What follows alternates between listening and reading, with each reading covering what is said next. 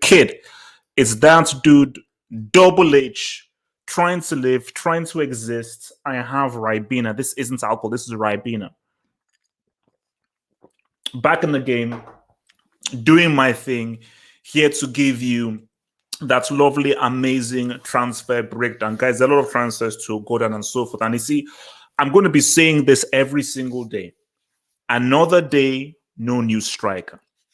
Another day, no new striker. And I'm going to keep on saying that until we get given a striker. Because, guys, we will have a 72-hour if we start the new season with that KGB Russian freaking double agent triple spy known as Limo Lena. I'm not having the UCL winners start a new season where you have to go your boy your boy goal and so forth. Not starting a new season with that freaking KGB double agent spy. So I'm keeping calm. August 31st. August 31st. I keep reminding myself because I'm close to self-harm. I almost stabbed myself last night by saying, you know what? Before you stab yourself in the eye, before you pinch yourself open, is August 31st. Believe in Bram. Believe in Bram. Bram knows what he's doing. So I'm going to have faith. But guys, I'm scared. I'm worried. I'm trepidate. Because I want all the trophies. I want all the trophies, and all this team needs a striker. But guys, there are many things to talk about. So to give you a little bit of a preview, so we're going to delve into Grealish. We're going to talk Haaland again, the updates. Kounde, Jules Kounde. We're going to talk Lautaro Martinez. Yes, Arsenal trying to say what's up.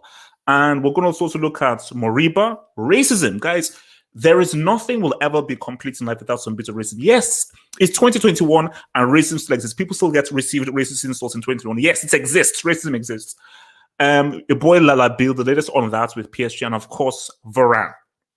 So remember, guys, remember to check out the official website, halfofwarhot.com. Daily updates on the official website, rankings, focus, bricks, focus, daily polls, and all that beautiful stuff on the official website. The best way to reach me and your boy is through the website. If you want to contact me, ask me any questions, is through that official website, halfoffootballhot.com. That's the beauty of that. And guys, remember, the best way to support your boy is becoming a patron. If you want to support your boy, you love the analysis, you love your man HH, you want to help and support your boy HH Half Up out there and show your love, become a patron. 21 guys. But so shout out to the 21 patrons out there. Join those 20 patrons who've already been a Patreon. Join your boy, becoming a Patreon, and help your boy out to give you this best amazing answer. Remember, guys, we are taking things to the next level. We're always trying to take things to the next freaking level. So, without further ado, Ski, let's start with the big one that's already been confirmed. So, I said it, man.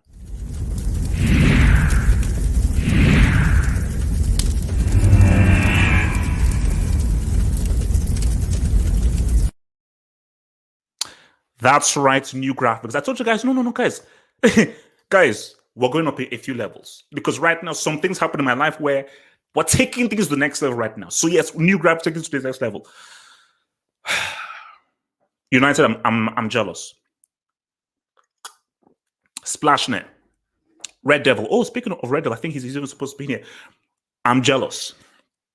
I am jealous. I am jealous what you do. So guys, because Red Devil is supposed to be in here. Let me even try and see if I can bring in your boy Red Devil. Hold up. There we go. I've sent it. So Red Devil, if you're out there, I've sent you the link. United fans, I'm jealous. I am 100% jealous because it's a big signing. It's a big signing. There's nothing that can be said, nothing that can be put forth. It is a big signing, and it is a huge signing of intent because I saw people. See, Twitter is a sick place. People were trying to compare Varane to Ben White. Maybe say, oh, well, because Ben White is younger. I don't care whether Ben White still has his umbilical cord connected to him or something, or whether he still has blood over him. I don't give a damn. You're comparing a dude called Ben White to a World Cup winner, a guy who's won the Champions League multiple times, and a guy who, at a point, 2017, 2018, Varane was considered the best defender in the world. 2017 was considered the best defender in the world. Because, see, I want to look at the Real Madrid angle and also look as well at the United angle. So first, let me look at the United angle, because the Real Madrid angle is scary, because I don't know what the hell is happening there. Because Perez is screwing some stuff up, because this makes no freaking sense. But focusing on the United angle here, because I said it in my video, Varane, if you understand Varane's weaknesses and his drawbacks, you have a very good defender. But keep in mind, there are potential weaknesses in his game. There are definitely flaws in his game. And if you understand the flaws in his game and you're able to offset and be aware of those flaws, bro, you have a quality player. You have a very good defender, because he is he's fast, he's quick, he's great on the ball, he's very good at bringing the ball out, and he can be very good as if you want to build out from the back. But the thing is that he needs to be guided. Varane isn't an alpha defender. You see, whenever you have like a defensive pairing, there is a leader and a follower. I suppose maybe the odd thing was, let's say, like a Nesta Cannavaro, where they were both leaders, but most times you probably need a leader. And I think Varane definitely needs someone to play off of him. So I believe that Umtiti was his leader for France. And of course, Ramos was his leader there. So this would really depend upon what Maguire does, man. But I think, look, United are making great business, because I'm not hearing Ndidi. You've improved your attack in Sancho, you've improved your defense in Varane, and now if you're now bringing Ndidi into the mix, that's a pretty damn good summer. So, I mean, I don't know where this came from or how this was done, but look, man, United are showing intent, because for me, a signing like this puts massive pressure on Gollum. Huge pressure. Because now, if you're Solskjaer, I now expect you to say what's up. I expect trophies. Because I think I said this to United fans. I think I said this when I was on the terrace. I said, look, if United make all these signings and they end the season trophyless, if I'm a United fan, I sack Ole. You can't have Sancho, Varane, and so forth, and then you don't make this happen. But I think back to the whole Varane thing, just the thing you have to be aware here is, and if you've been watching any of our hangouts or so forth, whenever Real Madrid have played, I think Varane's strength is being in a pragmatic system. I don't think he does well in an attacking system that's where there's a lot of space. So I do think that what's going to be very important is the Fred and McTominay double pivots to help protect him and offer him assistance. But if you're comparing Varane to Lindelof is a decent defender. Varane is better. Varane is better. So I just think that for Solskjaer, you have to really be aware of the space between the midfield and the defense. You have to be aware of if you want United to press, because I think one of Varane's flaws is that he can't be out of position. And what you tend to find with fast defenders is, because they know that they have the speed, they'll take more risks, and they'll take more risks being out of position. So therefore, because you know that if I'm out of a position, I know that I can easily make it up, because Varane is one of the... Varane might be the quickest defender. I mean, Varane might be the quickest defender in the world. I can't think of a defender quicker than him. Based as a central defender, as in the guy is quick. The guy is quick. So, look, man, if you're a United fan, you have to be happy, because it's a good player with flaws, but it's a good player, one thing. But you see, Sancho is not as much of a statement as this. Because yes, Sancho is good, and I'm a huge Sancho fan. This is much more of a big statement, because Sancho doesn't have the same flex. He doesn't have the trophies and accolades. You're buying, because people need to forget it. See, this is when you have to watch things. That's three-peats. Understand Cristiano did his thing. Understand Rich did his thing. Bill did his thing. Everyone did their thing. Carvajal did their thing. Navas. That defensive partnership of Varane and Ramos was money. Specifically in the 2018 run where they had to face Bayern, they had to face PSG, and they had to face Liverpool in the final. Because those guys came under serious pressure. So my thing is, if Maguire and Varane form a great understanding, United's defense might be thou shalt not pass. It might be because what you have to understand about central defense is it's not really about the personnel, it's the chemistry. That's the thing. You see, central defenders don't really get much in 1v1 battles. The 1v1 battles is the right back and the left back.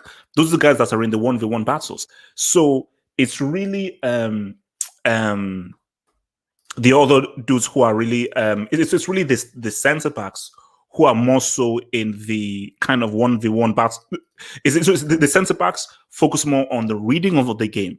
So this is why it's going to be very important that the understanding of the reading of the game and the chemistry between him and Maguire is going to be key. Red Devil, what up, baby? Yeah, can you hear me? All good? Yeah, all go. So do you have your cam or you don't have your cam?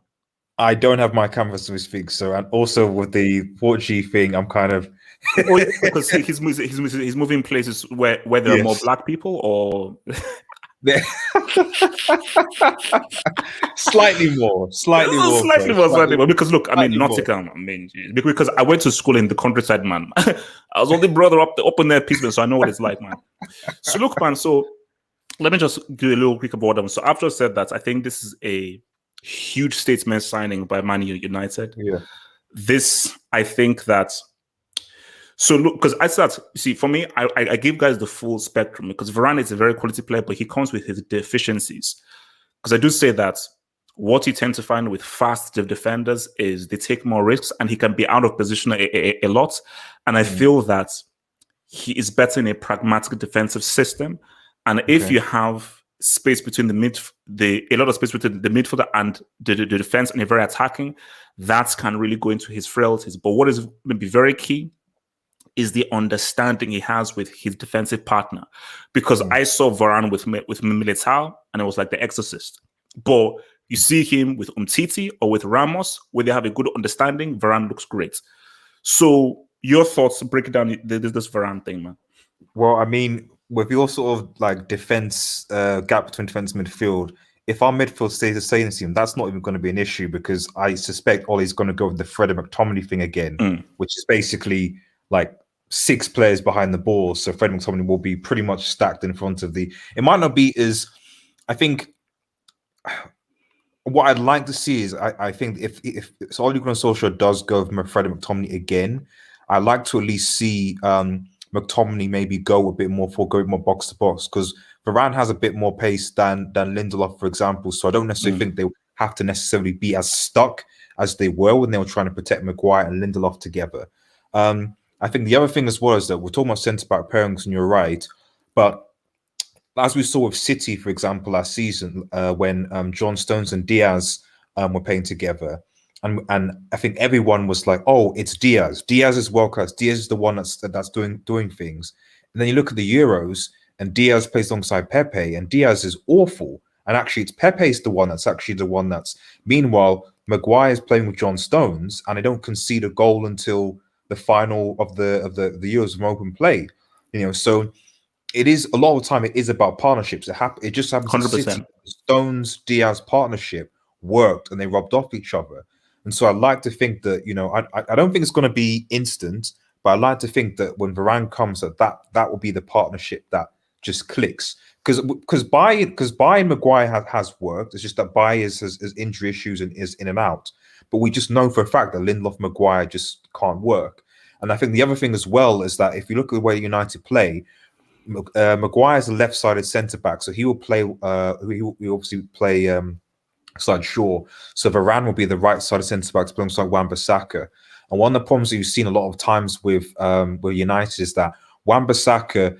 I don't know if it's because whether it's Lindelof is shaky or whether they have an understanding. I don't know, but you notice that Wan-Bissaka always has to tuck in, always keeps on tucking in.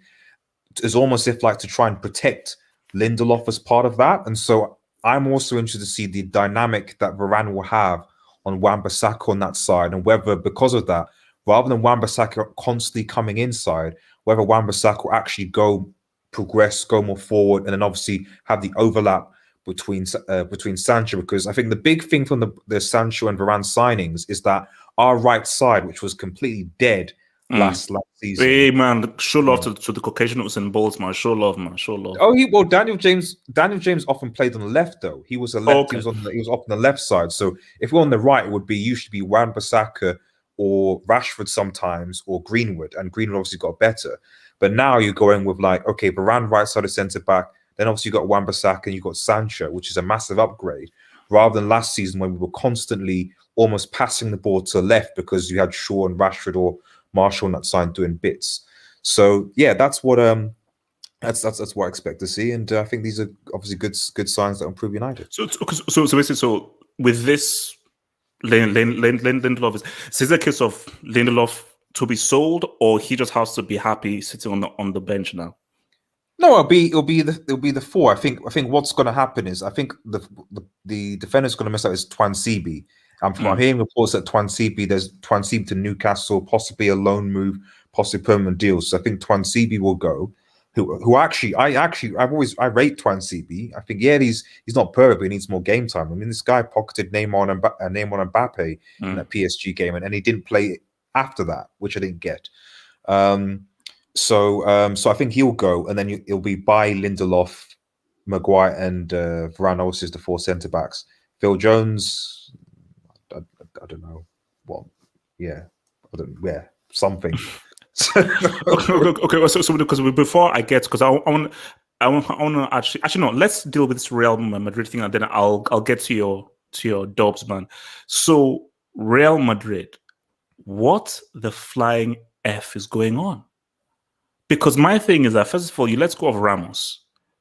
Okay, for me that's crazy because bro, this is like your captain, the guy who helps to define you and everything, and fine, injuries and so forth, but when he's fit, he's one of the best defenders in the world when he's fit.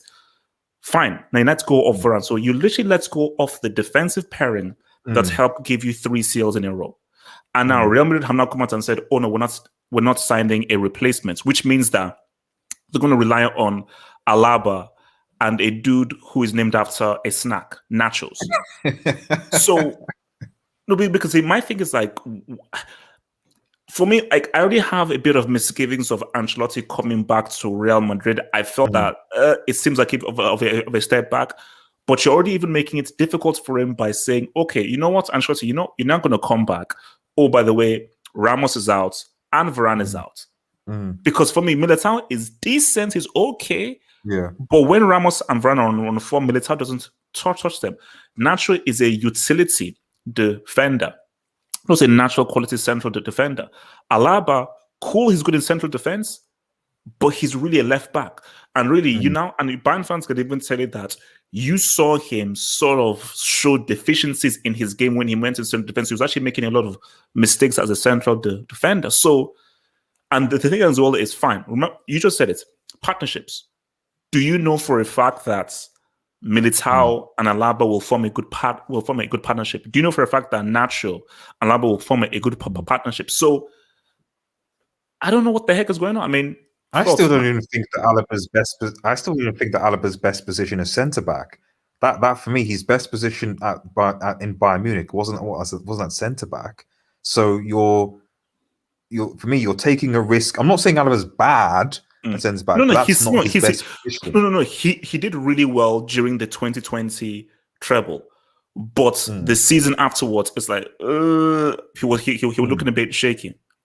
I mean, you saw like Austria. He was playing for Austria. Was he playing as a centre back for Austria?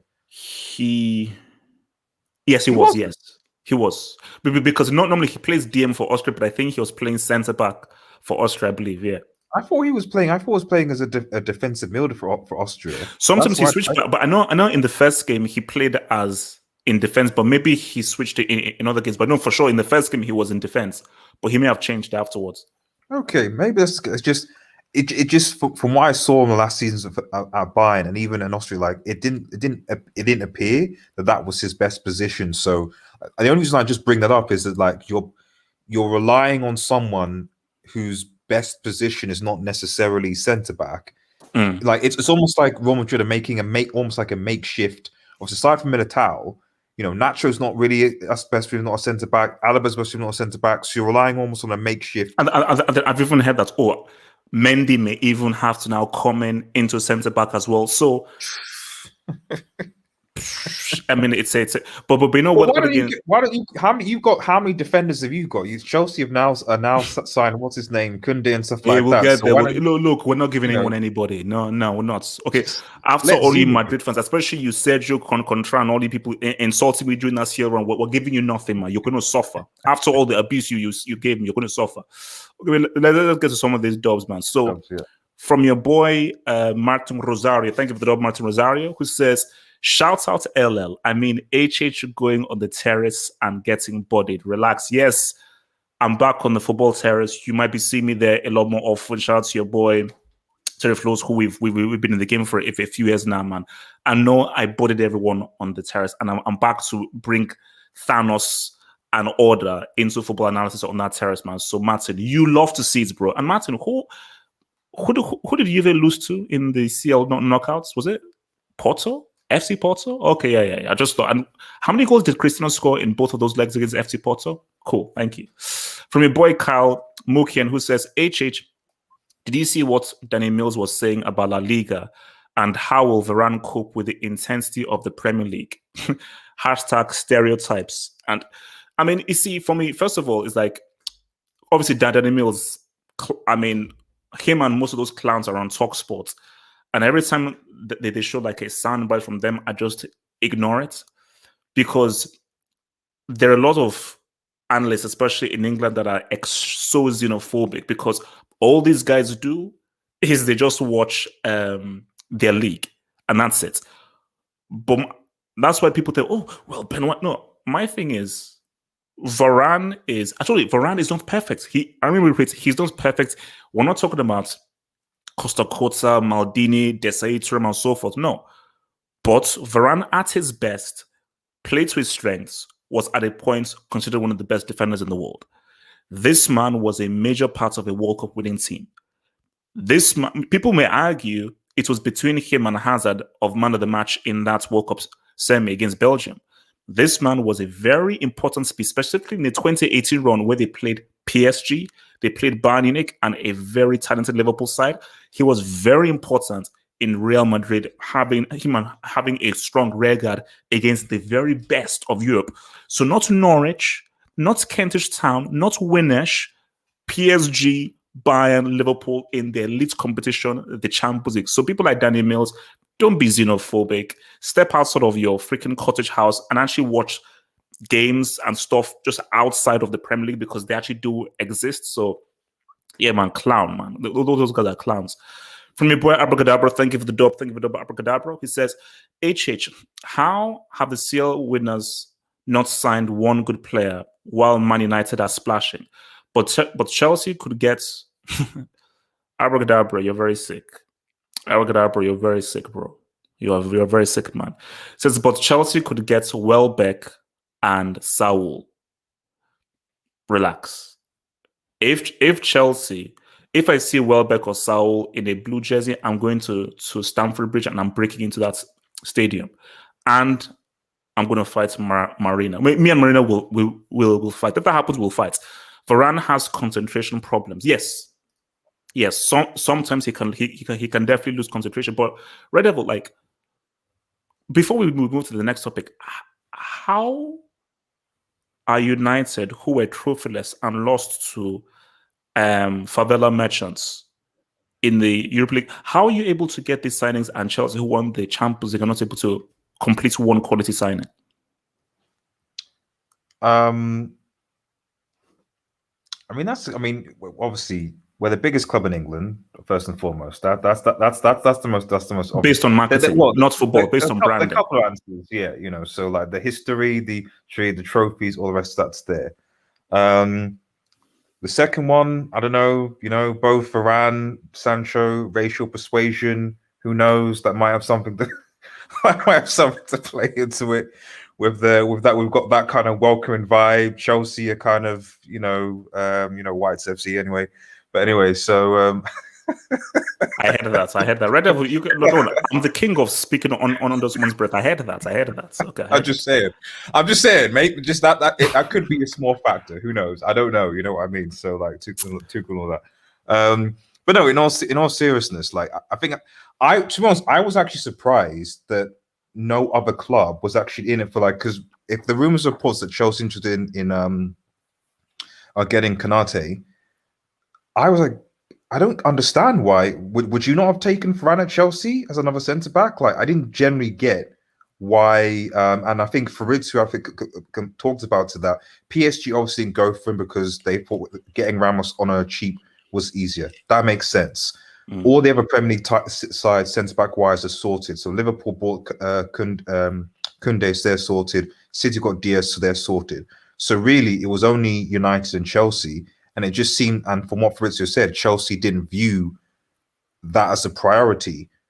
But then they've gone and signed Kounde. So I don't really understand. So, like, I mean, I'll ask you as Chelsea, like, why do you think that if you're going to sign Kounde, why didn't Chelsea FC, why weren't they even at least considering Varane?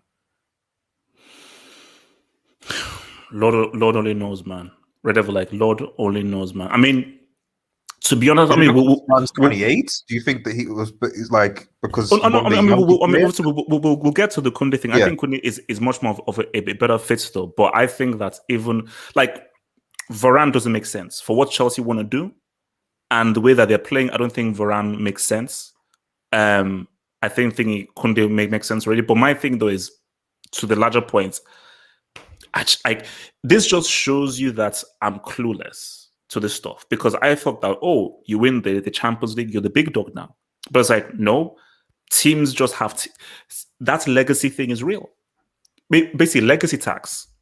Oh, that legacy tax and brand tax is real. And wages are obviously a thing. Yeah, United are, and I've always said this several times, like, yeah, it can say mercies things or whatever, but at the end of the day, these are still human beings and players. And if you come up and say, hey, we're going to give you 300k a week to come and play for us, and then another club says we're going to give 100k, you go to the 300k. Look at Graziano Paya and so forth, who went to China in the peak of the Carrasco because of money. All right, guys, so let's hit for our next one right now. So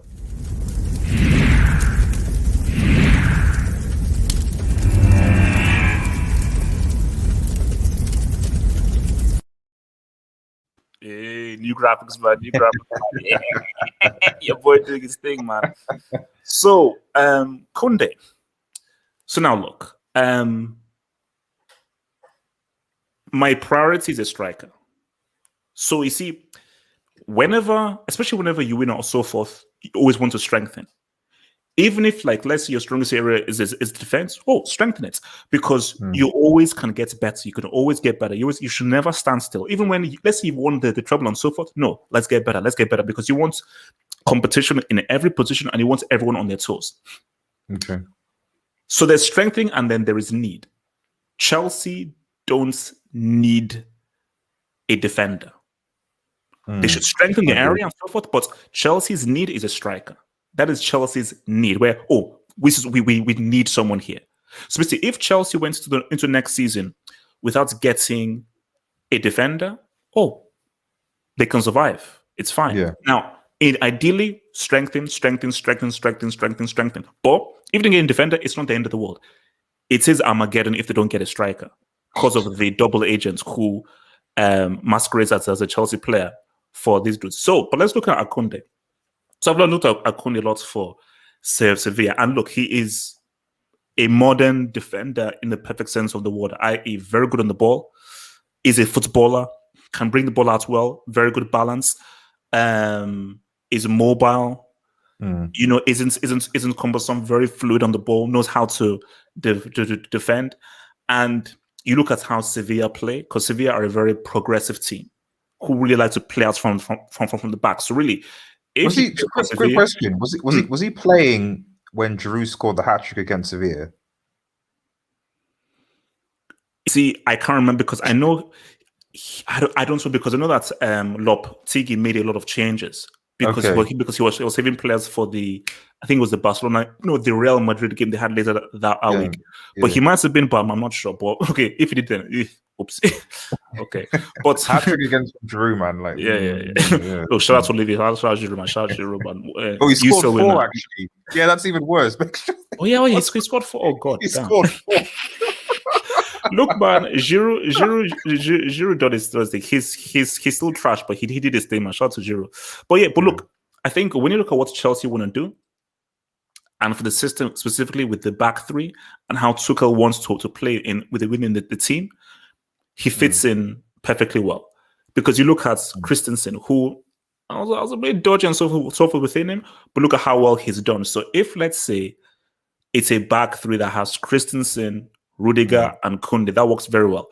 I like Zuma, and I think Zuma is a good defender, just like his character.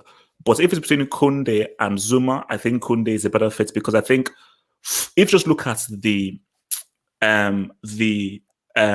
defensive profile of Christensen and Rudiger, it's at odds with Zuma. Like Rudiger is excellent passing with the ball. He is it was his pass to the sick that led to that goal against Real Madrid. So it's a very good pass at the ball. And him and Christensen, look at Christensen's goal at the Euros. So he puts Kounde in there, who the guy is basically, Kounde is the kind of guy where he can take the ball into midfield, very cool. So psychologically, thematically, it makes sense. So for me, it's a good signing. It's just that cool, make the signing, get the striker. So I'm not jumping up and down with this signing because I'm like, I'll only be jumping up and down if it's Kounde and that striker and Haaland. But if it's only Kounde, cool, fine.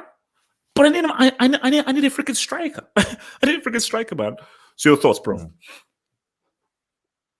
So I think my only thing with this is because I agree with that. Like the defense side of me came out the blue. It's kind of okay. So how is Tuchel going to play? Is he going to play 3 at the back with the wing backs? He can play 4. But more importantly, it's just kind of like where, who misses out, because as you said, you've got Thiago Silva's obviously there for another year. Rudiger is there that no one's mentioning who wants to play. Obviously, you've got Christensen, you've got Zuma, and now you're adding Kounde onto that. I mean, I don't know, am I missing anyone else? Oh no, you've sold the thingy tomorrow is gone. So I guess my thing is that like and those are all centre backs. No, but both remember as well that even if I don't think he's that good, he can also play on the flanks. Although he was very bad on the flank in the Euros. So against, I think it was Portugal. So or was he playing? I can't remember. Was he playing was he right flank or left? Well, this is what I'm saying. It also depends on like how Tuchel's going to set up. Because is Tuchel going to go? Because I was on the assumption that Tuchel maybe would be a bit more progressive next season and go over back 4, maybe go for the 4-3-3. But he might go with the 3 at the back of the 4 wing backs, in which case like some Chilwell and Reece James, something like that on either flank, and then you play those 3. But then that means that you're going to have to drop presumably one of Rudiger, for example, or because Thiago Silva has to get in there, then presumably Kounde's going to get in there. So you can't play Thiago Silva, Kounde, Rudiger presumably. I guess I'm saying that a big centre back is going to have to be dropped from here, and I'm like, or be sold, because who's going to get where's the game time? Zuma presumably must leave or go on loan or something, because he's not going to get game time with Kounde. No, I think Zuma is out. Like if they get Kounde, then that is just a clear indication that Zuma is out. Like Zuma is just not going to do. So look, man, as I said again, look, it's sorry. Paul Singh said, good point. Rudiger and Christian only have 1 year left on their contracts and may leave. So I don't know, is that the reason why? Maybe that because they have 1 year left, and maybe are they thinking potentially that they might sell them? Maybe they're waiting for an offer from some place. Because my thing is like 100%. I don't think it's a case as to where Chelsea are going to be like Rudiger and Christensen, you're here for life. See, if it's me, Chelsea didn't need this. But again, we're not behind the scenes, so we don't know whether, is Tuchel sold on Rudiger, is Tuchel sold on Christensen? Because if we're saying that, no, this is, Tuchel has greenlit this, Maybe Tuchel is saying, I'm not too sure on Rudiger. I'm not too sure on Christian. I'm not too sure on Rhys James. But this Kounde guy, boom, he fits the profile of what I want. Because remember, Tuchel came into a team that already had this. So he didn't choose Rudiger, Christensen, and all these dudes. But this is a guy who he has clearly chosen that, no, this is a guy, a defender that I want. So hence why it's now going to be like, oh, Rudiger, Christensen, and thing. You will not be sweating as to if you can keep the like Aspilicueta. I think is safe because he can play on the flank and in the center, and he's the captain as well. But for Rhys James, Rudiger, Christensen, it sounds like it's because there's the impression I got from was there's an element of German bias there because like he immediately brought Lampard, if I recall, wasn't even playing Rudiger, and then he basically brought Rudiger back in, and obviously he's playing Werner, and so there is an element of like, when he could have been playing Tammy or Drew, etc., he was playing Werner, he was playing Rudiger over and over and over again. So I do think there might be an element of, not because they're not bad, but there is a sort of like I'm German or German, I can get my instructions across, communication, etc. So I'd be very surprised if he dropped Werner or more importantly, like Rudiger, especially in that position, which is why I think that Zuma's obviously gone. And then I'm going to thinking, was Thiago Silva going to be kind of in or out? Maybe he's injury prone. So maybe it'll be like a Rudiger, Kounde, sort of potentially Christensen situation. Okay, so let me just hit some of these dubs before we get to our next Bellini. So, so from LSK Laxon, who supports Boychester Divided, who says, HH, congrats on signing the village of Nepal Kounde. YSK Jackson, you support Boychester Divided. And YSK Jackson, how about you worry about YSK Jackson? You worry about getting a trophy. We have our UCL, and we're hopefully going to get the Super Cup on August 11th. So how about you worry about your club getting a trophy, and we will worry about us getting our players. So you are not in any position to start abusing the transfer business that we have for guys that have an empty, cobweb-filled trophy cabinet. So thank you.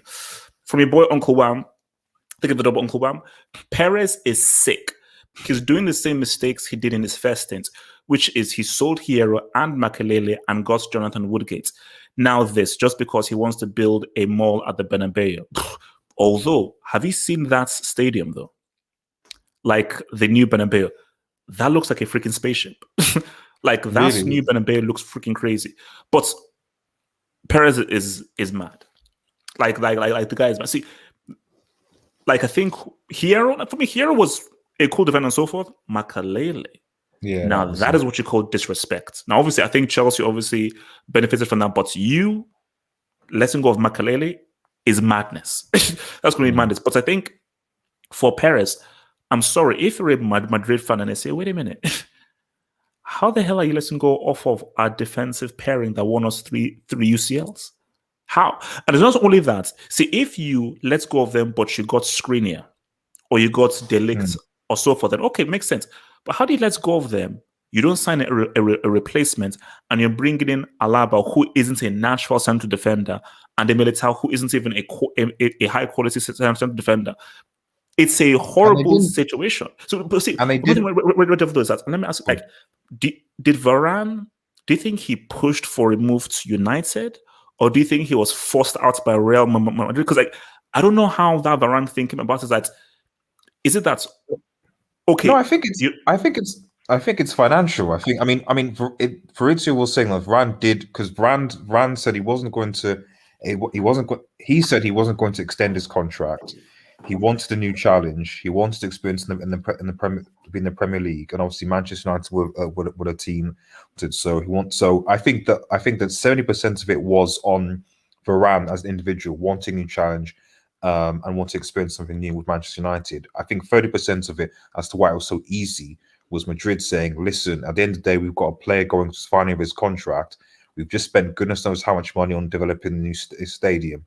Why would we not want to take 50 million euros when Manchester United are coming and saying, it's like, yeah, of course we're going to do that. It works. That's why I think usually United and Madrid, if you look at what happened with De Gea, we're usually quite tetchy with transfers, and we're not, and they don't necessarily see eye tight in that department. But this transfer was so seamless that it could only have been in the best interest of all parties involved for it to happen. Like this type of transfer should take months to happen, and yet it's happened in a matter of 2 weeks maximum. I think it was Very maybe quick. 10, 15 days, very quick. So clearly Madrid were happy with it, Varane was happy with it, and United was happy with it, and that's why it was so quick to be done. So from Mr. Mans, who says Perez is preparing a 180 million bid for Mbappe. I mean, look, Mbappe's not signing that contract. That's a fact. Like, that is the one thing that is 100% sure is Mbappe and Alpha. See, Pogba, I think, may sign. We'll obviously get to Pogba later on, but Mbappe is not signing that new contract. So, do Real have 180 mil? We'll see. But my thing, though, is you don't even need to spend 180 mil because for PSG, you're not in a strong position. Now, if PSG don't care about losing Mbappe for a free, which is mad, then it's like, you now probably have to. Then it would be wise just to wait until next summer. But I think if the realistic of the matter, if you don't want to lose him on a free, 50, 60, whatsoever. So I don't think 180 will have to do it. And for me, I think that it makes much. If Mbappe doesn't sign, this is the summer that Mbappe moves to Real Madrid. And I think I am waiting for that big transfer. I think this window, we need that big transfer. I think the streets need that big transfer. Do you think Mbappe moves this summer to Real? This summer? No, I don't think so. I don't think Real Madrid have the money for Mbappe this summer. I think, and it just makes logical sense to wait. Why would you spend 180 million when you could potentially get this player for free the following summer? Because for all intents and purposes, Mbappe is probably not going to sign a new deal with PSG. Like, it just doesn't make any financial sense. Whatever you say about Perez is a financial don first and a player junkie second. And he's just sanctioned the building and him and Rogers of the new stadium. So they're not going to be flaunting money when they can say, even Alaba, if I remember, Alaba was a free. He was a signing. They didn't pay a transfer fee for Alaba, if I remember correctly. Correct me if I'm wrong. So, it just doesn't make sense logically, in my opinion, for them to sign Mbappe when literally for 180, when in the following season they could get him for free. Unless the only thing is unless Mbappe is not 100% dead set on going Madrid, and we're thinking maybe he wants to go to Premier League or other options like a Liverpool or City or something like that, then maybe there might be a bit of pressure to see that. But even then, they just need to offer a better contract offer to Mbappe. Say, we're going to give you 300k a week or whatever, and then, Right. From Wisegate Jackson, who says, thank you for the dub. He says, I've heard Grealish better than Sancho. The EDL in full effect. God damn. For me, Sancho is a better player than Grealish. Grealish is talented, but for me, Sancho is the better player. And I think, now I wouldn't say you're an EDL merchant if it's Grealish better than Sancho, but Sancho is the better player, bro. Sancho is the better. See, for me, Grealish, he's talented. He still hasn't proven himself. Again, I think he should be given more opportunities at the Euros. But I'm here to say, this guy's all right. I think Sancho, especially because Sancho performed in the Champions League, I think he's shown more and proven himself a lot more than Grealish has. Grealish is just a talent who's not really yet. Hence why, obviously, we'll get to the Man City thing. That'll be big. And Martin Rosario says, from Splashnet, says, graphics looking like Tekken 2. Bro, shout out to Tekken, man. Shout out to Tekken, man. Shout out to Tekken. Shout out to Tekken. No, although, like, I was always crap at fighting games. My bag was football games. Management games, you can't beat me. Management games, you can't beat me. All right, let's head over to the next one, man. So where are we at with this? Let's see. All right, let's write.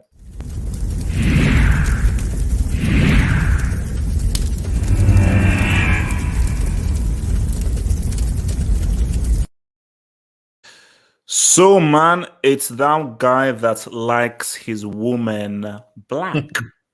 Look, I'll just say that And Look, good look, I July. was trying to think of like a clever thing. So, he just likes women black, easy like that, So, so he prefers coffee to milk. Let's just say that. So, for me, this is more realistic than Kane. Levy is a tough cookie to negotiate with. He's a tough bastard to negotiate. Like, Levy is a dude where, like, do you know what I believe? I believe that even if City were to bid 160, Levy will still say no. That's how mad he is. You're dealing with a psychopath. They'll come offer 160 and they'll say no. We're going to keep Kane. But see, I think this makes sense. If you are Grealish, you make the move. There is no point in you just being, this talented guy doing this thing for Villa and so forth. There's no point. If you really want to announce yourself and for the world to take you seriously, you've got to move to Man City, where more will be expected of you, and you're not going to be playing in the Champions League. Villa are not sniffing the UCL, and they're not sniffing a Premier League title. So before anybody can give Grealish any respect or look at him in a respectful way, you've got to do it on a higher level, on a bigger stage, under greater, higher pressure. That's the first thing. Second thing is, this makes sense. This makes sense. I think. Where do you think? My only thing with this is, where do you think he would play, and who would come out of the City team? So my thing is, Gundogan might be one of those guys sacrificed, because I was going to say that he hasn't replaced David Silva, and I think he's going to fulfill the David Silva role. I thought that isn't that what Bernardo Silva was there for? He's out, bro. Remember, like I think it was at the end of the season where they said, I think it was, or before. I mean, I think it was before the Euros. Laporte, Jesus, and Bernardo Silva said that they're unhappy with their playing time and so forth, and they're all likely to leave. So he would probably fit into the Bernardo Silva thing, who I think is probably going to leave because he's not really happy at Man City. So Grealish, for me, a guy who likes to put the ball in the hole and try and look for those nice quick spaces. This is a guy that fits perfectly for what Pep Guardiola wants to do. So it makes sense. And for me, like, Villa, if Grealish does not agree to a contract, it is what it is. And for Villa, you are in no position to reject 100 million bid. No, like, come on, like, you're Aston Villa. If these guys drop 100 million or 110, you can't reject that. That's just stupid to reject. So for me, this just depends on Grealish. If Grealish says, I want to leave, this can be done. See, Kane is difficult because Levy is like, no, not for sale. But Villa are not Villa don't have a Levy, and I think Villa are not the same position that Tottenham are in. So, because see, Tottenham are guys, I know they're not winning a trophy in 1,000 years, but they're like, hey, if Tottenham are closer to winning a trophy than Villa are, and to do that, they say, we need to keep Kane. Villa, you're not close to winning any trophy or something, and there's nothing you can build upon to come anywhere near a trophy. Villa have a Champions League. What was it? One or two? No, they have a Champions League. So the Spurs have a Champions League, and they're still the bigger club than Spurs. Like, without Carter. Well, but you know what? It is no, Villa are big. Villa are more successful, though. I'll give them that, man. So I mean, look, I think this could happen. I think that this could happen. Like, what say? Do you think this could pop off? I don't. It's obviously not going to be.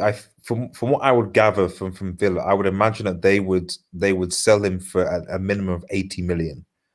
So it's not going to be like the ridiculous 160 whatever it is that like Levy's going to charge for Spurs. So I think the question is, do City if they sell, like you said, Bernardo Silva, Jesus, etc., and on top of the shake money, then of course it can definitely happen. And then it's a question of, like, do the Grealish want to go? Then I think he would. So I think I think it's certainly more likely to happen than Kane. It's just, my only thing is just that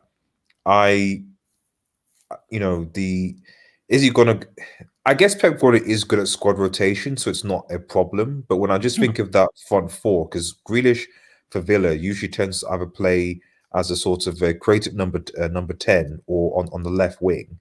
When you look at the current front for City, where you're going to have KDB, you're going to have Foden, you're going to have obviously Sterling as well, and then obviously you've got Mahrez as well, and I don't know, I don't know who their striker is. Well, Gabriel Jesus, you're saying is going. So who's the other? What's that? What's but that's a great news.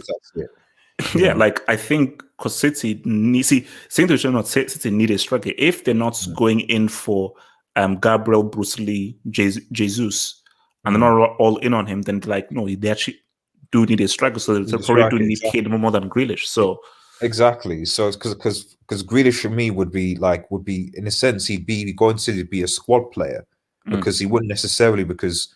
If he's going to be on the left, well, okay, when Sterling might have to drop out, for example, or Foden might have to drop out. He's not going to replace KDB in that position. Really, he doesn't play, and Grealish doesn't play deeper than that. So he would essentially be going to City to be a squad player, not a starter. Whereas a Kane would be going to City to be a starter because that's the mental striker. And so the only thing with me with Grealish is that. Does he want to go to City? He also wants to win trophies, and that's probably why he still would go. But would he be happy being a squad rotational player at City as opposed to being a starting player at Villa? Probably still, because he'd be getting paid more money and be getting trophies. But that's just something to take into account. I think that is a tricky one where you do need to move, but you need to play.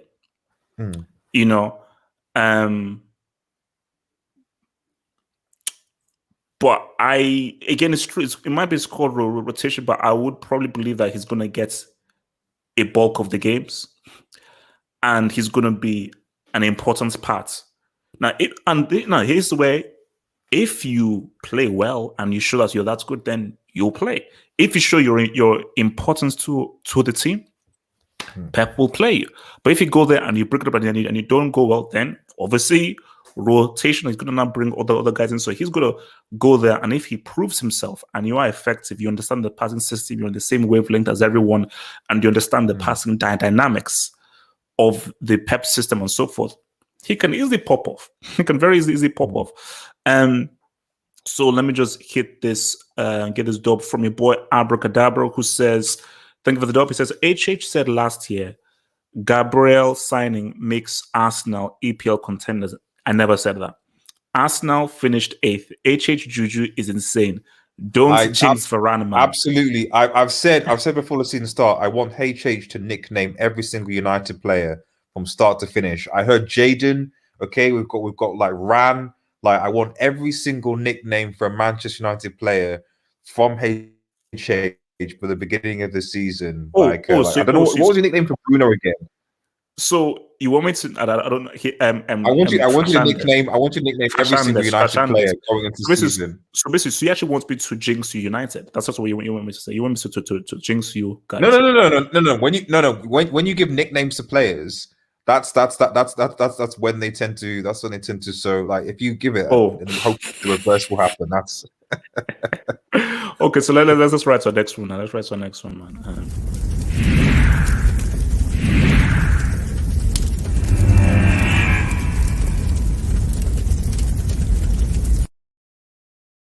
See, Red Devil, man, there's nothing like a bit of racism, man. There's nothing like a bit of racism. So do you know anything about this story? I don't actually. So does it surprise me? No, but go on. No. So basically, no, it doesn't. So Moriba is obviously like a young player, one of the guys coming out of La Masia and the academy, and I think he's basically one of the promising talents for Barcelona. And obviously, Barca are obviously in a financial situation where they want to try and remove the wages of people because they want to try and get Messi to a contract to sign players and so forth, but they need to now reduce the wage. So Moriba, I think he's 18, and obviously his representatives want more money. So they're pushing for a higher contract, and Barcelona, I'm like, no, we don't have the money, and we have issues. It's take it or leave it. But his team are standing firm and saying, no, we want a better contract, if we're thinking that we're going to be used more next season. So because of this, he's been demoted to the B team. I think he's just been completely taken out of the whole Barcelona squad and settled. So he's pretty much been frozen out. So the message Barcelona is, if you don't sign this contract, you're not playing because nobody is coming in for you. So if Yeah. you don't sign this contract we're giving you, you're not playing because we don't have the money. So obviously, Moriba then went on TikTok and he basically put up images of where, monkey emojis, racial abuse, because obviously it's obviously Barca fans who think that, he is obviously being too big-headed and like, how can you, this player, somehow ask for so much money when you're so young, when the team are in a tough situation. So here's my thing. First of all, Moriba can do whatever the hell he wants. He doesn't, as a player, it's not my business as to, oh, this club, you're in a bad situation, I get it. No. You have to look at for number one.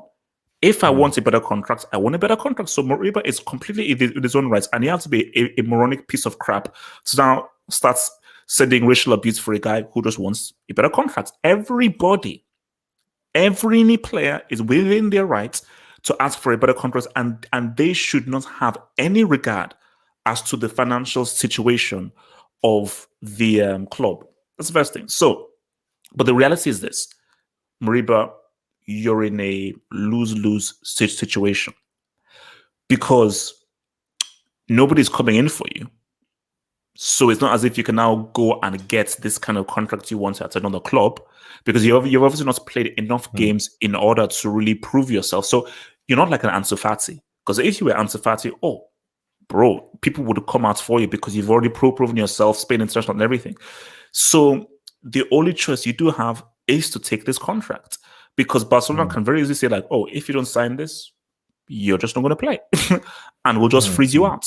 So, and if you're a young player, do you really want that? So for Moriba, what you're doing makes no sense. You're well within your rights to do it. But it makes no sense because you've not proven yourself to a point as to where you have enough cachet to be like, hey, if you don't give me this contract, I can get this somewhere else. And you don't want to lose me. Again, you're not Ansu Fati. If you were Ansu Fati, Barca would probably say, bro, let's go into the contract because it's freaking Ansu Fati. We don't want to lose who could potentially be a world-class talent. But you're not Ansu Fati, You've not proven yourself. So you're in a situation in which, bro, you got to take that because Barca are in no position to now to give an 18-year-old an improved contract, specifically in their financial situation. So what say you? It's a difficult one because obviously Bartomeu and Barcelona born have really mismanaged Barca for goodness knows how long. I mean, even with what's happening with Griezmann and going out, like, I mean, you could argue in that Griezmann's being forced. I don't think Griezmann necessarily wants to leave, but the impression I'm getting is he's being forced because they want to get his wages out. So, I'm not sure whether the Moriba situation, whether the new contract deal is that because it sounds to me like all the new contracts they're offering are wage cuts, and that's the thing. Because even Messi's taken a 50% wage cut in his wages over 5 years. So every new contract that's happening is not an improved contract; it's a wage cut, basically, which is not improved. So on the one hand, I understand the perspective where it's almost like similar to I think the Arsenal situation a while back where there was they were like all these players have to agree to take a pay cut, do it for the thing, the club, etc. And the argument I think was that yes, okay, it's a difficult situation with the pandemic, but at the same time you're spending X amount on you're going to now spend 50 to 100 million on new players in the summer. So it's like, well, hang on a minute. We're your employees. You're telling us to take a pay cut on the contracts that we signed, and then you're going to spend that money. And on top of that, you're going to take some for your own selves, some shares and dividends and what have you. It's a tough because Red House, my thing is that we signed the contract. Imagine if, forget this is football, this is like you work for a company or so forth, and you've signed a contract of a special wage, and the company says, okay, wait, no, we're struggling and so forth. Can you please earn less money now? I'm like, no. Why? No, I'm not, because I took this job because I've done the calculations of rents, living standards and so forth, and bills and so forth and everything. Now, if I want to not take that away, that drastically changes my living style and my lifestyle. Because see, people also, to be honest, the way that Barcelona have treated some of the players that have left has not exactly been ideal. So it's not like, I think gone are the days where you've got this kind of like familial culture, everyone's got each other's backs, are positive. I would imagine that behind the scenes Barcelona football club quite now is quite toxic. And to be honest, I know Messi has taken obviously a massive wage cut, and he had to because of it was comfortable and stuff like that. But you can imagine that for like some Messi and Griezmann, two players that are getting ridiculous amounts per week. And then you have a lot of other players that are on, like when we put that aren't on much. You're kind of thinking, well, hang on a minute, like you're saying that you can't afford it, but you're paying these. Obviously, Messi. Well, I don't know about Griezmann. Like I'll say Messi's done something, but what has Griezmann done for Barcelona to warrant the £600,000 a week? Nothing. I saw 800,000, right? I saw 800,000 there, but and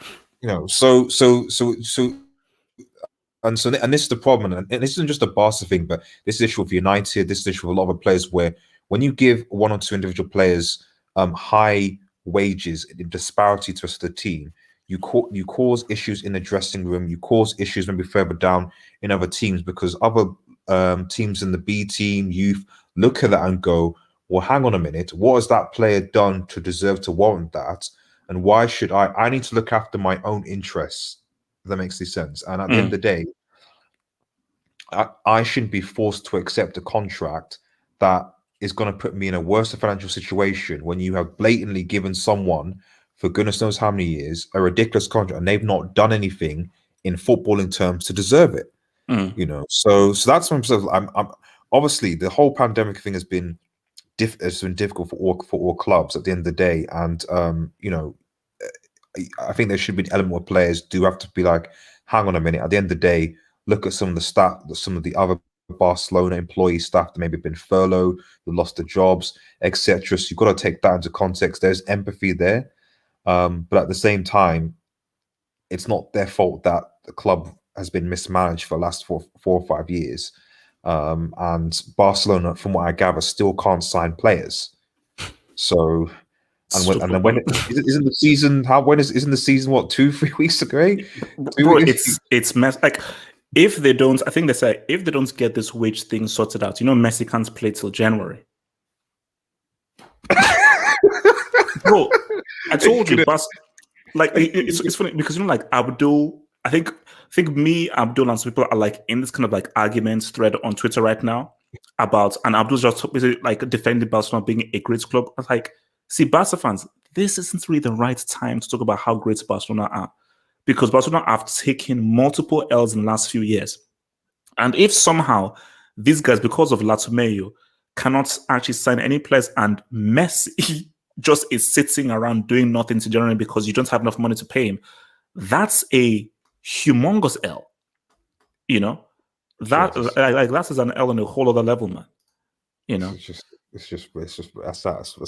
absolutely ridiculous. And speak of the devil, but also got and this and Abdul. Thank you for the dub. Abdul, who is a Barca fan, says that he is demanding. So I think this is in reference to Moriba. Says that he's demanding more wages than Aguero, Depay, and Pedri. You see, Moriba, you're my guy, fellow black guy, and so forth, and you shouldn't be racially abused. But Moriba, my guy, come on, bro. Come on, man. Like, what you're doing makes no sense. As an 18-year-old. What's the amount that he's demanding though? What's the actual monetary? Well, I think 87 said he wants like 6 million a year. So I saw 87 put that in there. So I mean, basically, it must be an amount. You see, Red Devil, whatever it is, it's too much, because I don't even need to know the amount. The fact that you're an 18-year-old who only played a few games here and there for Barcelona this past season shows me that, sorry, like, you shouldn't even be demanding anything because you've not proven anything. So my thing is, you see, rather than attack Moriba, it's really, when you're dealing with people who are this young, it's the advisors. It's people who are advising him. So obviously there are people in his ear who are giving him horrible advice because you are giving him horrendous advice as to why you, of what position are you? As I told you, the best example is Ansu Fati. If this is Ansu Fati, he can say that he can demand something because of his upside and because of how people are talking about him. So it's like people were like, well, Ansu Fati, you're not really proving yourself too much, but the potential he's shown is far greater than Moriba. So for me, it's just bad advice, man. Bad advice, man. Whenever you're giving bad advice, it's because it's a mess, man. So let's keep this. Who is his? Maybe it's kind of, who is his agent? That's against the kids thing. Like that's the thing. Could it be like Mino Raiola? Well, that's what I was going to say. If it's Mino Raiola, then well, like enough said, basically. So, all right, let's hit for the next one, man. So.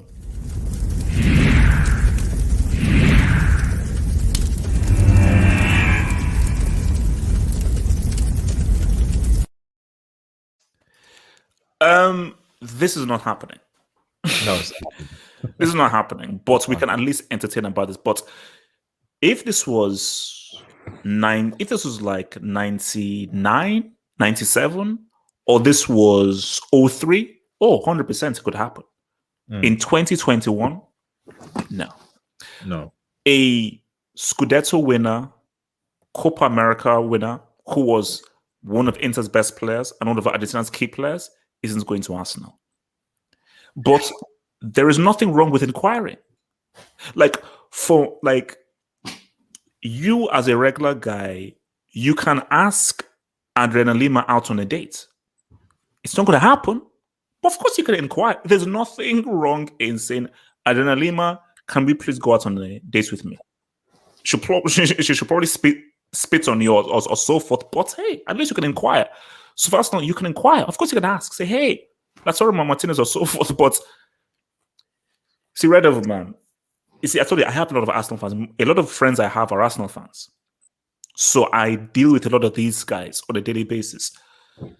And it's so sad how far this club has fallen, man.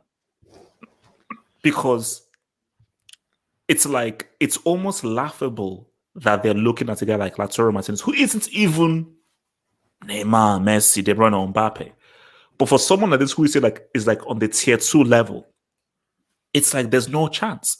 Like, see, in a crazy world, if Arsenal was to get Lautaro Martinez, and if they were to get like Tammy Abraham, who I think they should get. You see, Tammy Abraham is someone that Arsenal should get. Because if Arsenal gets Tammy Abraham, that's a very good signing. That's a good signing.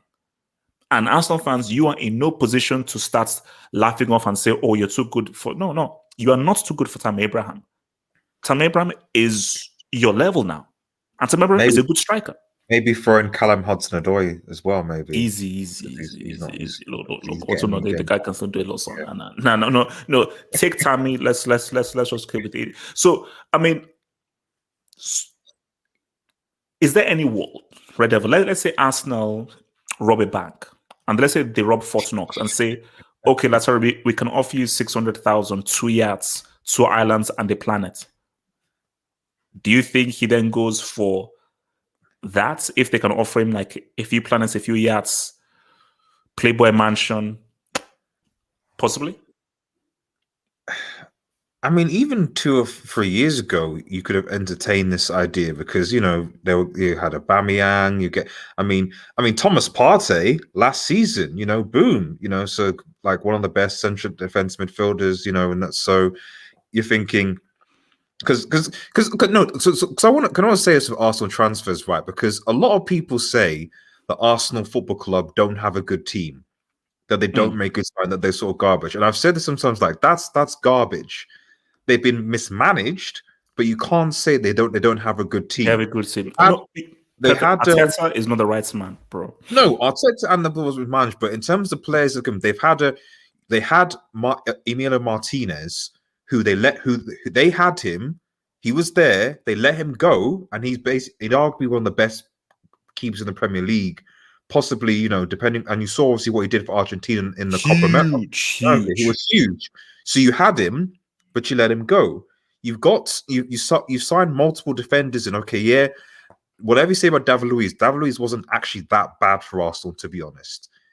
Gabriel came in. Obviously, the Saliba guy got on loan. And you got a few others. Tierney has been I think a solid left back. I think you obviously got Saka's there. So you got youth in terms of Saka. You've got Emil Smith Rowe. You signed Aubameyang, who has had pretty good goal scoring up until last season when it was garbage. Partey came in as well with obviously Atletico Madrid. He didn't land running, but he was a good signing from what we were told. Amongst other players, so it's not like this Arsenal team has, because what I guess I'm trying to say is it's almost like people make something like, oh, this is bad FC, or all Arsenal players useless. No, Arsenal have some lot of good players. They certainly have a better team in theory than Aston Villa do. And Leicester City. And they finished ahead of Arsenal. So, it's a combination of Arteta and it's a combination of the mismanagement ahead. And when people say, well, if they just go and just buy another marquee, Partey was the marquee signing last season. Which players will come as a Partey signing? Red Devil, I don't care what anyone says. That's a good song, man. Look, it's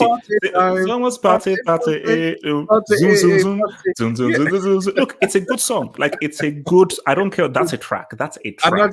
And that was literally his highlight of the season. His Partey's highlight of the season was the music video that came out before the season. He didn't do anything. Because the funny thing is that you have to juxtapose it with Arsenal not qualifying for the Conference League and seeing basically Robbie basically doing the little.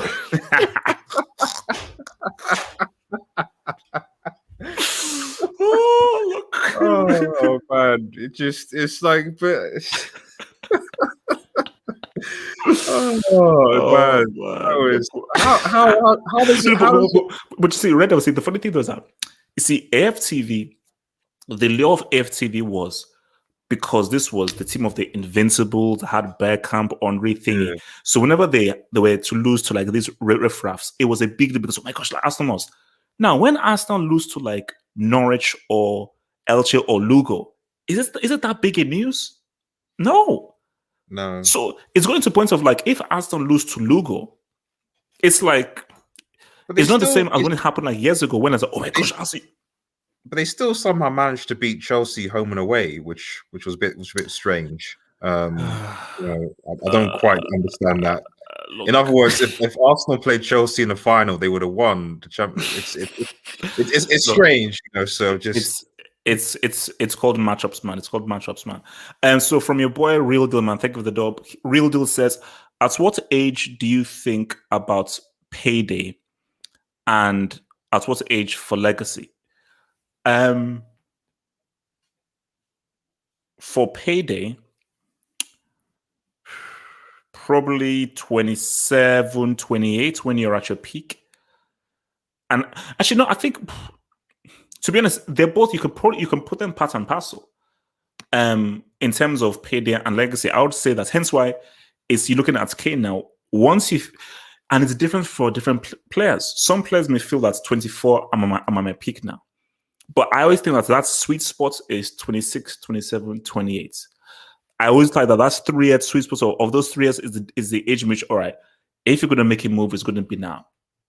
Although, as we've seen, 31, 32-year-olds can still be sort of in demand. But I still feel that if 26, 27, 28 is that era in which you're thinking of payday, legacy, and this is really going to be my move, that's really going to really say what's up for me, man. From Abracadabra, who says, if Arsenal sign Lautaro, AFTV pop those bottles down. but the thing is that if you pop those bottles, are you going to be popping those bottles for a trophy? I don't think so. Because let's say that they got Lautaro. Just for example, even if Arsenal got Lautaro Martinez, because of Arteta, they won't. And you're right. Arsenal have a team good enough to at least come closer to top 4. To come, basically, as I said, that team shouldn't be finishing below Villa or Leicester City. No, they shouldn't be. So the issue is a dude called Arteta, who, I'm sorry, dude just ain't good, man. All right, let's Oh, sorry. Who Quick, one last thing. One last thing go on for go for it. Arsenal. Sorry, if it's just like Mm. obviously we're talking about Lautaro Martinez, bro. These men are pursuing Aaron Ramsdale. That's where like we've got Ben White for 50 million and Aaron Rams. They let arguably one of the best up and coming keepers in the world. They Madness. sold him to Villa for 50 million, and they're going to sign Ramsdale for potentially 20 to 30 No, million. I think no, basically like A whoever was relegated keeper, a keeper like that was no, relegated. like whoever was behind the sale of Emiliano Martinez, that guy has to be sacked. Especially because for me, even before we saw the Copa America and so forth, I was like, no, this guy's a damn good keeper. So I was thinking to myself, oh, geez, Argentina actually now have a keeper now because Romero wasn't that great. So even before, but now you saw what he did in the Copa America and so forth. They're like, Arsenal, you have to be morons. Like whoever greenlit him being sold, you're a moron. You're a complete moron, man. All right, let's keep. Okay, all right, now guys, now Red Devil, this is where it gets real. I ready. This is where it gets I'm real. ready. Okay. I'm ready. All right, I'm let's ready. do this, man.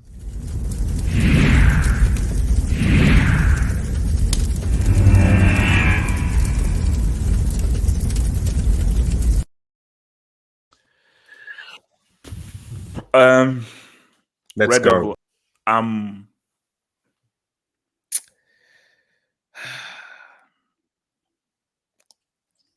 I don't think it's happening. Is this reverse psychology or is this No, it's real. It's real. Like this. Like guys, no reverse, no witchcraft, no white magic. Mm. Now you see, people can just say things because I actually saw the footage of him saying this stuff on Instagram, you know, and people can say things and so forth that we don't know what's happening behind the scenes. But when I just heard him talk about, he's still focused on Dortmund, he still have many years here, and I was like, oh wow, that's like a lot of money and so forth, but it's not really. He just hopes that that's a rumor and so forth. It just leads me to believe that have Chelsea even begun serious negotiations? Have Chelsea even spoken with him? Because remember, I think it was during the summer so forth where I think it was Mino Raiola and his dad went to Barcelona, they went to Real Madrid, they were just going around just feeling other people because obviously it's like, an anticipation. So my thing is, I think Haaland obviously has Real Madrid and Barcelona in mind, which has me worried because this goes back to what Abdul said in the hangar that. Did he go to Chelsea as well in that tour? I know he went to 6 big clubs. No, he didn't. He didn't. He went to United and City, I think, if I recall. I'm not sure whether they went to Chelsea. I'm not sure. I mean, he might, but I'm not sure. I don't recall him doing so. So my thing is, because my fear is, I don't think they've actually made a serious approach, and I don't think they've even sat down to talk with the dude. Because my fear is he is deciding between Barcelona and Real Madrid, and he's just waiting until next summer. So in his mind, it's like, oh no, my focus is give this thing another year. Next summer, I'll make my decision of either Real or Barcelona because, yes, we're the Champions League winners, and I feel that should come up with something. I'll be real. I'll be honest with you. As much as it pains me, and it does pain me to say this, if Haaland is looking at Barcelona, Real Madrid, Chelsea, United. Red Devil, relax. Relax. Red Devil, relax. Relax. Red Devil, please. Because you should thank Ole Gunnar Solskjaer for nurturing talent in the first place, because he's the one that coached him at Molde, and obviously he was picked up by RB Salzburg because he helped Ole win the league title for Molde. Went to RB Salzburg, and obviously then Ole again was interested in signing him from RB Salzburg before he went to Dortmund.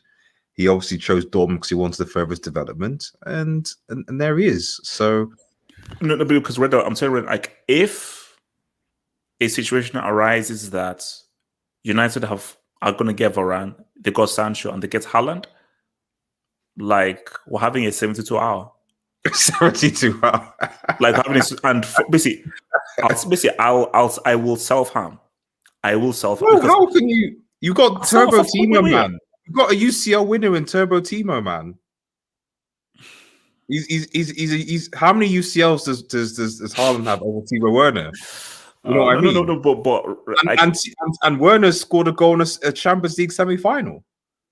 I bet it was a you headed almost missed. champion. I was sitting right here where I almost saw that loser because it was literally from a yard away, and I was like, oh no, this guy's actually going to miss. So I thought he was going to miss. It still counts. It still counts. It still counts. He scored. That count. You know, he scored. Like Haaland has not done that. So all I'm saying is that like if you don't get Haaland, you have got a guy who has turned up on big occasions.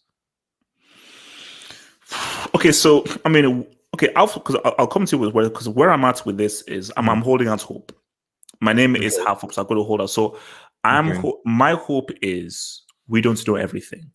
And not everything that is written on Twitter or so forth is what we know. That maybe there's stuff behind the scenes, and because there's stuff behind the scenes, you can't say them out in public. I've seen this story many times where people will say, "Oh no, there's no deal, nothing like that," and so forth, because you don't want to just like upset things and so forth. But really, the wheels are turning behind the scenes. So that is my hope. I'm holding out for that. Hey, look, we don't know what's going to happen because we're not privy to everything.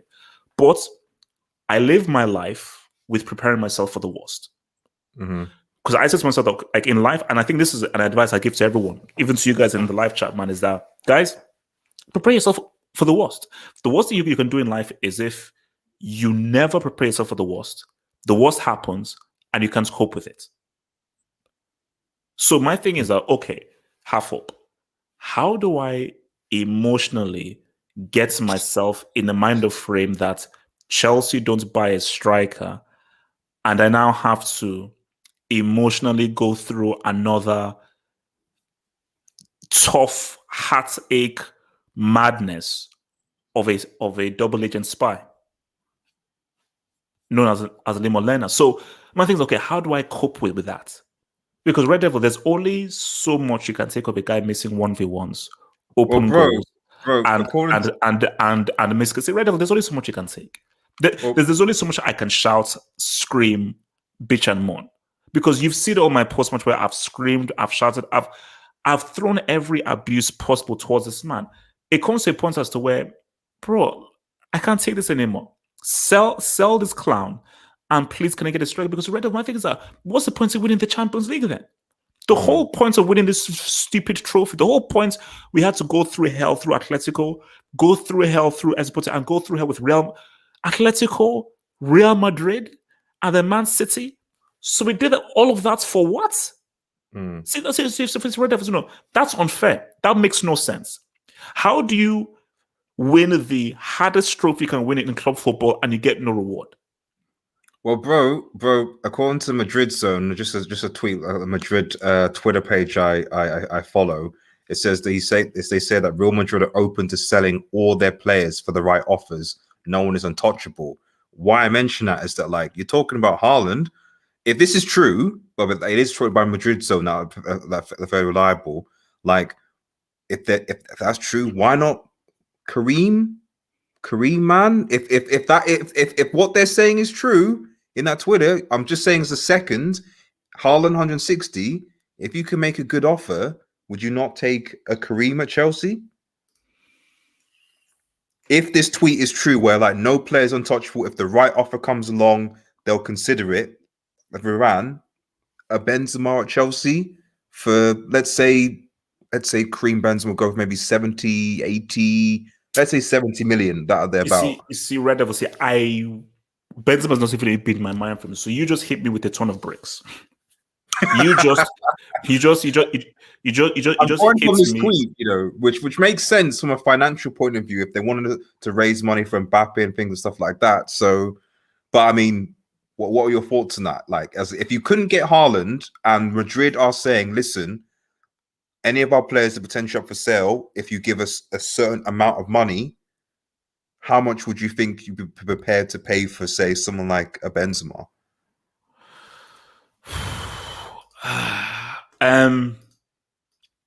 So you need to give me a moment just to process that, because I didn't even think that Benzema was even on the freaking cards, man. Oh wow, are open to selling all their players for the right offers. No one is untouchable. God damn, what the heck is going on? So are these guys skint?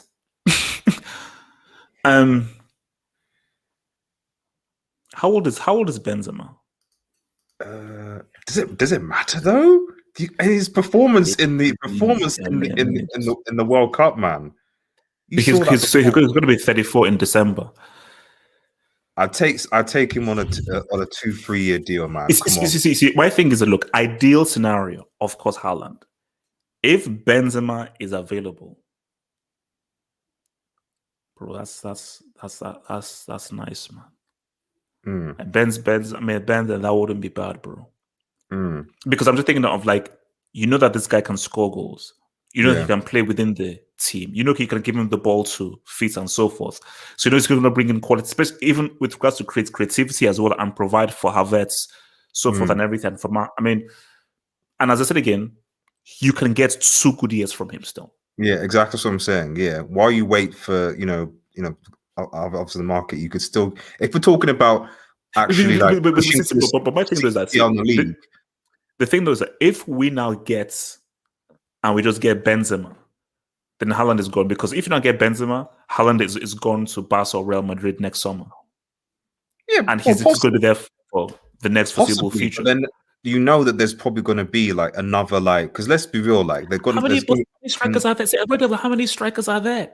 Like you are actually in a lucky position because you can say all you want, man. Today, Cavani is one of the best strikers in the world. Yeah. Say what you will, because football doesn't produce any strikers for some strange reason, because we are living in a midfield merchant society and we're now obsessed with inside forwards, and nobody appreciates the art of being a finisher and a striker like Gabriel Batistuta or Baggio. Someone like a Cavani is actually he's like a dime a dozen when he is a classic number 9. So my thing is, if we get Benzema for the 2 years and the 2 years pass, who's the next striker? Immobile? Belotti? No, don't worry. I got you, bro. I got you. It was yeah. Where we at?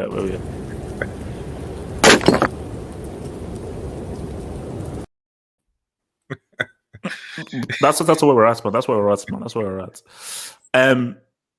But I wouldn't be opposed, man. Yeah, I'm just saying we've got to look at because this is the thing is at the end of the day, like it's like anything. You always have to have a plan B, because the worst thing that Chelsea can do is go into the season without another striker full stop. So if Haaland is not gonna happen, obviously his release clause comes in next season for 75. But to be honest, next season it will be too competitive because his release clause is going to go to 75, and then suddenly every team, United, Barca, Real Madrid, etc., all going to be competing for this guy. So if you're going to sign him, you've got to sign him like this summer, and it's got to be 160 something. So if you can't get that, then yeah, Benzema, if this tweet is obviously true, you know. Wait. Can I please read this thing? So guys, please just listen closely. So Real Madrid and also Red Devil, this is what you've done to a 13-time UCL winner. So I blame your club. Guys, listen up. Wait, let me just take a sip. Real Madrid have made the decision. Okay, let me just say this. Okay. Real Madrid have made the decision. They will not sign a centre back to replace Varane. They will rely on Vallejo. Is that true?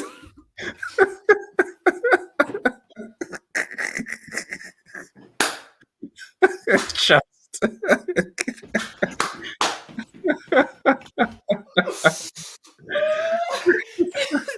See, Madrid. So you see, you can't put out this tweet, man. That's messed up. That's messed up, man. What is Gila?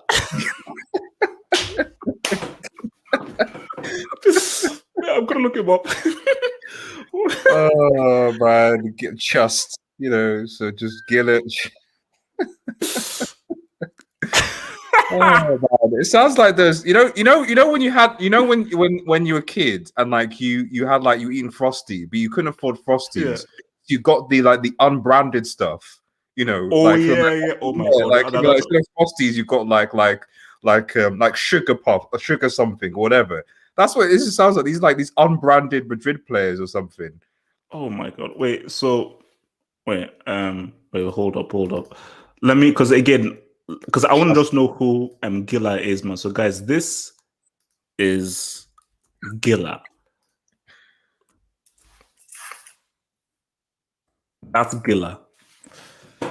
I've never heard of this dude before in my life, man. I've never I've never heard of, what is happening? Basically, how things change. Yeah. If it's to wind back to, like, let's say basically the middle of last decade, you had MSN, Barca were ruling the world, and Real Madrid were about to go onto their three-peats to a point where Barca are so poor they cannot afford to pay Messi a contract that's 50% less. I think this all stems back to the Super League fallout. I think that the goal, the plan was that money. Yeah. I think the money was going to, if the Super League had cracked on, then, oh, bro, goodness knows how much money that Barca, City, all the rest of it were going to get from the exclusive club. So that's why the Super League for the Italian clubs, and I think the Spanish clubs, they needed it. They were pushing for it more than, say, the English clubs because of the nature of the financial of the Premier League. So I just think that with this, we're seeing the fallout of that, where, oh, we're not getting that anymore.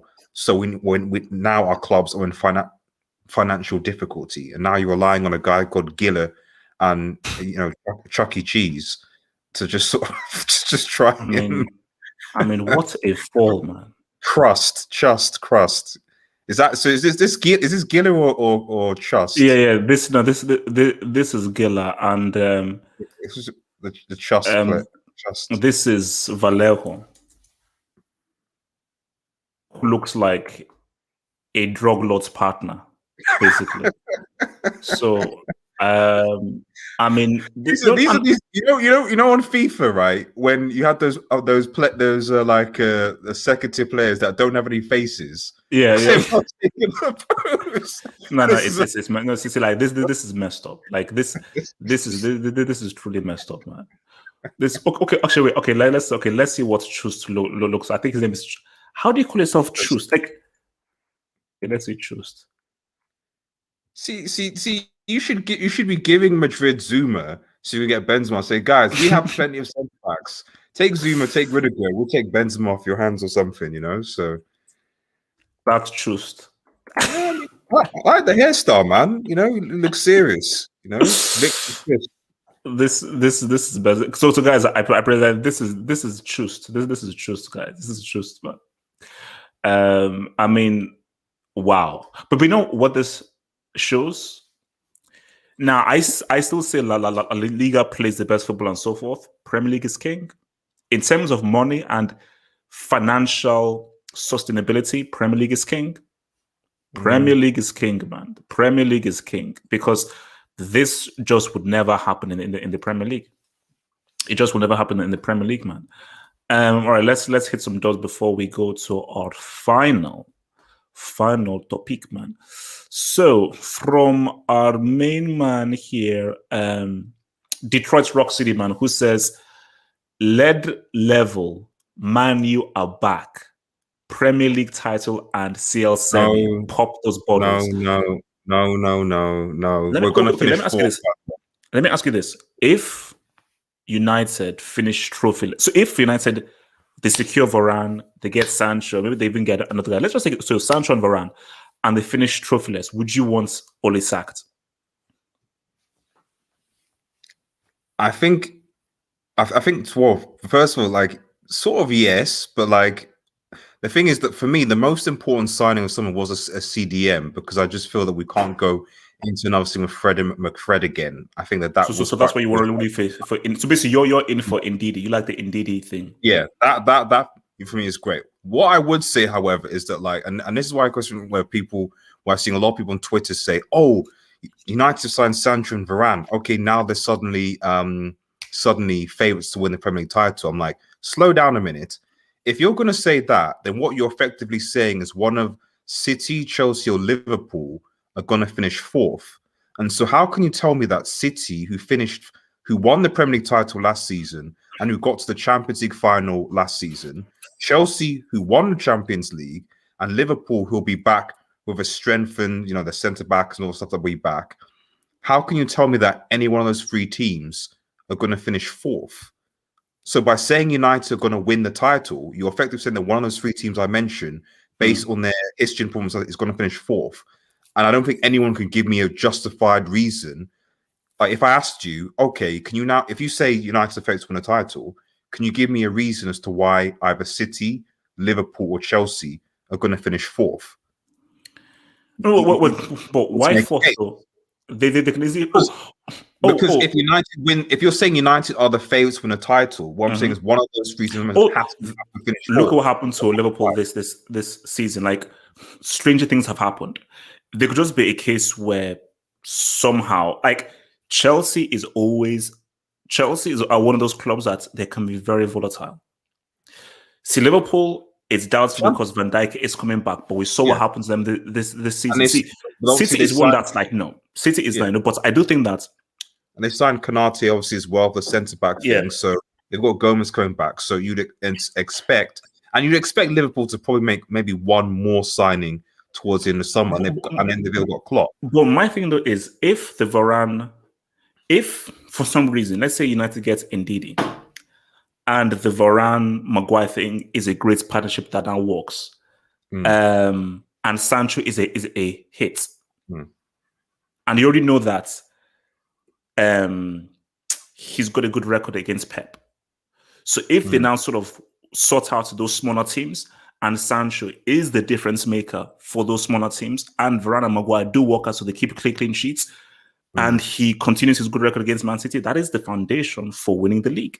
Oh, I completely forgot. It's AFCON, isn't it? This coming thing. So they're going to be about Salah and Mane, and Mahrez obviously will go as well from City as well. So I completely forgot about AFCON actually. Oh yeah, AFCON in January. Yeah. All right, so next one we have oh god. It says that HH, check your DMs, bro. It's some important Earl news. Oh lord. Now, why are you sneaking into my DMs now? What's happening in my DMs now, bro? So, oh Lord, you're messed up. Oh Lord. Oh God. Okay, let me show this in here now. See, this is just a mess. This is why I don't like the people who watch this channel, man. I mean, shout out to you people, but screw you as well.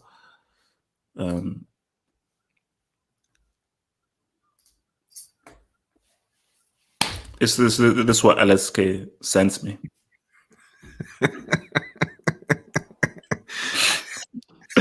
That's just messed up. LSK, man. You know, I wish everything bad happens to you, bro. Everything bad happens to you. Yeah. From King Umbani, man, our legend, man, who says, please stop saying Barcelona and Haaland in the same sentence. Umbani, my friend, if Haaland doesn't sign this summer, I won't be surprised if he goes to Barca and Real Madrid. So Umbani, you, my friend, I'm talking to you. Go and call Marina right now. We look to take a phone. Go and call Marina right now and tell her to make this thing happen. Sharp! 9 a.m. sharp by next Monday. So, but you can tell us something. If it doesn't happen, you'll see this guy at Barca or Real Madrid. So please, Umbani, go and call your friend Marina and tell her to make this thing happen. From Abracadabra, who says, HH, we could see Real getting lubricated in the CL. If you have Gil and Shust as centre backs against, I don't want to say 8-2. I mean, I don't disrespect him because maybe they'll be talents. So because you don't know, but we can't see 8-2 at the Bernabeu. We can't see 8-2. See, for me, that's no. I think they moved to the Bernabeu. I don't think it's this season. I think it might be next season. I think they're still in this coming season. I think so, but still. Now that will be. See, do you know? I know what karma is a funny thing. Karma is a funny thing. I do believe that something like that is going to happen, and Ramos and Varane are just going to be laughing. Imagine if it's against PSG or even a United, I mean, one of those two teams, and you have Ramos or Varane on the other Oh, no, side. no, no. The key one will be PSG because Ramos PSG, was the offer. So imagine if yeah, PSG like give bet to them like 6-1 or like 7-2. Woo! yeah. That's karma all the way, bro. That would be Jeez. karma. All the way. And bro, actually, if those clowns we pulled up on the screenshot choose Vallejo and Gilberts, then look, it can happen. From your boy LSK Laxo, who says Gila is the name of an exotic snake in Spanish, by the way. Oh wow. So you have an exotic snake as one of your as one of your defenders. Look, it's a mess, man. So our final topic, and I'm sure you're gonna like this, bro. So let's hit it. I know what's coming.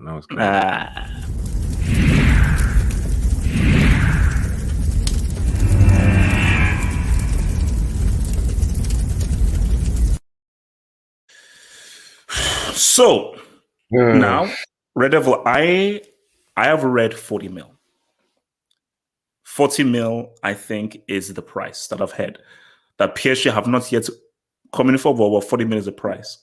So there is hope from some people that he is still going to sign a contract and they still want to keep him. But here's the thing, Redon, and tell me what you think about this. In all the time that Pogba has been at Man United, he's had one great moment, which was the 3-2 against Man City that stopped City from winning the league at the Etihad.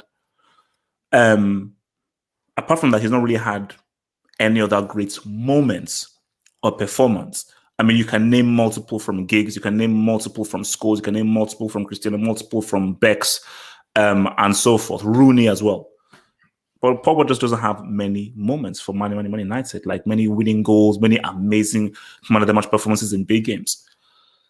So my thing though is that, and this is what I even said before, that if, let's say, United sold Pogba and they got Ndidi, Pogba is a better player than Ndidi. But you know that Ndidi would be a better fit and would provide more for United than Pogba has. So I think for United fans, I think there's a feeling of, because he's so good and talented, you just want to keep him. You know, it's like, it's like if you have this really, really nice toy. You don't actually use the toy, but the toy is so valuable, you just want to keep it. But you don't even play with the freaking toy. But you just want to keep it because. So I think that's for United fans, they're like, oh, no. There's no, because I saw one tweet that said that, PSG want to bid 40 mil. Oh, so they just want to, so that will just be as much as like Pogba's like left foot or his left toe. So the guys that are very protective of him. But my thing is, though, is that you have to look at the bigger picture. And the bigger picture is, what if he doesn't sign the contract? Under no circumstance can you lose Pogba on a free. So if Pogba says that I'm not signing a contract, was it? They're going to lose Mbappe on a free. But that's PSG. This is Man United. Like PSG, look, oil money and so forth. Do you think knowing United and how United are run and so forth, and especially with the Glazers, do you think the Glazers would accept an asset? Because obviously they don't know what else football is. A highly priced asset leaving on a free, when they know that they could have gotten some money. I mean, from we left it. We let him go on a free the first time he came to United, didn't we? That was the big thing. So, but I don't know. I mean, at the end of the day, like, I would disagree on. For starters, he scored in a European final. He did score the goal for us to win the Europa League. So there's that. So he has turned up. But in terms of like performance, no, I think that Pogba. I think that the thing about United Pogba is that like Pogba is one of our most creative players. I'd argue he's been our best player since January, because I don't think Bruno has been as effective since January. And when Pogba came in terms of the creativeness in that team, Pogba was crucial. Some of the goals he scored this season, especially against likes of West Ham, and I think against wasn't Southampton, was it West Brom, I think, coming from outside his foot, were absolutely phenomenal. But his ability to create things for our players, and even when he was playing on the left wing for Cavani, etc., was absolutely amazing. And we don't have the thing is, before Sancho, aside from Bruno did create more, but to be honest, Pogba was a better creator. We didn't actually have that many. Shaw obviously got better, and obviously we've seen him in the in the Euros. He's been better at creating this season. So aside from him, Pogba and Bruno, that was it from a creative point of view. Who's going to create the chances for the team? So the problem is that when you take Pogba out, you're like, okay, who's gonna replace him in that creative role? Sancho coming in, I think, helps. So now you've got another person, but there isn't another player in this United squad that is like Paul Pogba. And so, from what I hear, yes, there's talks and stuff like media press around PSG Pogba. There's strong links. Obviously, Pogba, I don't think will be fine going there. But there's been no specific communications, negotiations between United or PSG at this point. And I would imagine that United probably aren't going to sell Pogba for any less than 50 million. And so they would rather go in and take the risk and say, right, okay, you're going into your final year of your contract. We're going to negotiate. And you don't know, because at the end of the day, Pogba wants to, I believe anyway, Pogba wants to win things. I think that's a big thing. Pogba wants to win things. So if I don't know, I don't think the issue is not his relationship with Ole Gunnar Solskjaer. His relationship with Ole Gunnar Solskjaer with Mourinho was like, I want to leave the club now because I have an issue with Mourinho with Ole. He clearly has a good relationship with Ole Gunnar Solskjaer. So the issue is we're not getting any trophies, not any silverware. So if going into the season, somehow United, let's just say in theory, United got a treble, there's a possibility that Pogba will be like, oh, okay, we're winning things now. No. Don't even say treble. If let's say they won the league, he could probably stay. He could. Yeah. Pogba, I don't think Pogba is unhappy at Man United. No. I think that he's just saying to himself that, he was reaching like a moment. And I do feel that him going out to the Euros and so forth, he's thinking to himself that, you know what, because there's going to come a point when you can't leave anymore. It's the same thing with like Kane. You've got to pick your moments, because once moments passes, it's over. So Pogba is now thinking to himself that, now look. Well, the other thing as well is that, like, again, much like Mbappe PSG, it's that, like, at the end of the day, like, and this is what I think most likely will happen, is that Pogba will probably stay at United, but he won't sign a new deal and he'll run down his contract, which means he'll be able to go to any club for free. So if he wants to go to Real Madrid, if he wants to go to Juve, there'll be more like with Mbappe, there'll be more options if you can go for free, because suddenly the club only has to worry about your wages. And so if he wants to play for Madrid, maybe Madrid in a better financial situation next summer, he can go. Juve same, PSG whatever, because I think Pogba would probably prefer to go to Madrid or Juve over PSG, in my opinion. So if you can do that, why so? Well, what about okay, let's say Mbappe stays as PSG, good friends with him. The possibility to play with Neymar, because I know for a fact Pogba and Neymar would get along. That's like a match made in heaven. Like, those guys would get along supremely well. So we just look at just in terms of just the personnel, the players, the environment. I mean, maybe France as well. It's Paris. I mean, maybe it's the challenge. Maybe it's a league. I mean, I don't want to go and disrespect Liga and stuff like that. So, but like, it's you're playing with because you're playing Champions League. But do you view Pogba as a guy who is eagerly chasing the challenge? I think that if he had an offer, if he runs on his contract and Real Madrid go, we're going to give you an offer, and PSG go, we're going to give you an offer, I think he would still choose Real Madrid. I don't think he would choose PSG. Juventus, again, we obviously will be interested to see how Max Allegri does for Juventus. But if Allegri, because obviously Ronaldo's there, and Chiesa is obviously there, and a few others. You don't know what Allegri's going to do. So if Allegri in this next year somehow puts Juventus back on the map, then again, that probably, in my opinion, is probably more desirable. Obviously, De Ligt going to ball, etc. Again, a more desirable option in PSG, because you've got that league. He's been there, he's familiar, and then if you've got Champions League. So I guess what I'm saying is that, like, I just think that with Pogba, I think wants to keep his options open. And I think the best way to keep his option open is that he'll probably end up staying at United for a year. and then seeing, okay, what's the best offer available? Is it United with a new deal? Is it PSG? Is it Madrid? Is it so on? As opposed to going to PSG potentially, and maybe it doesn't work out. But I said United aren't going to sell Pogba for less than 50 million anyway. So yeah. So like if let's say PSG came in with a 50 million pound bid, do you think he moves?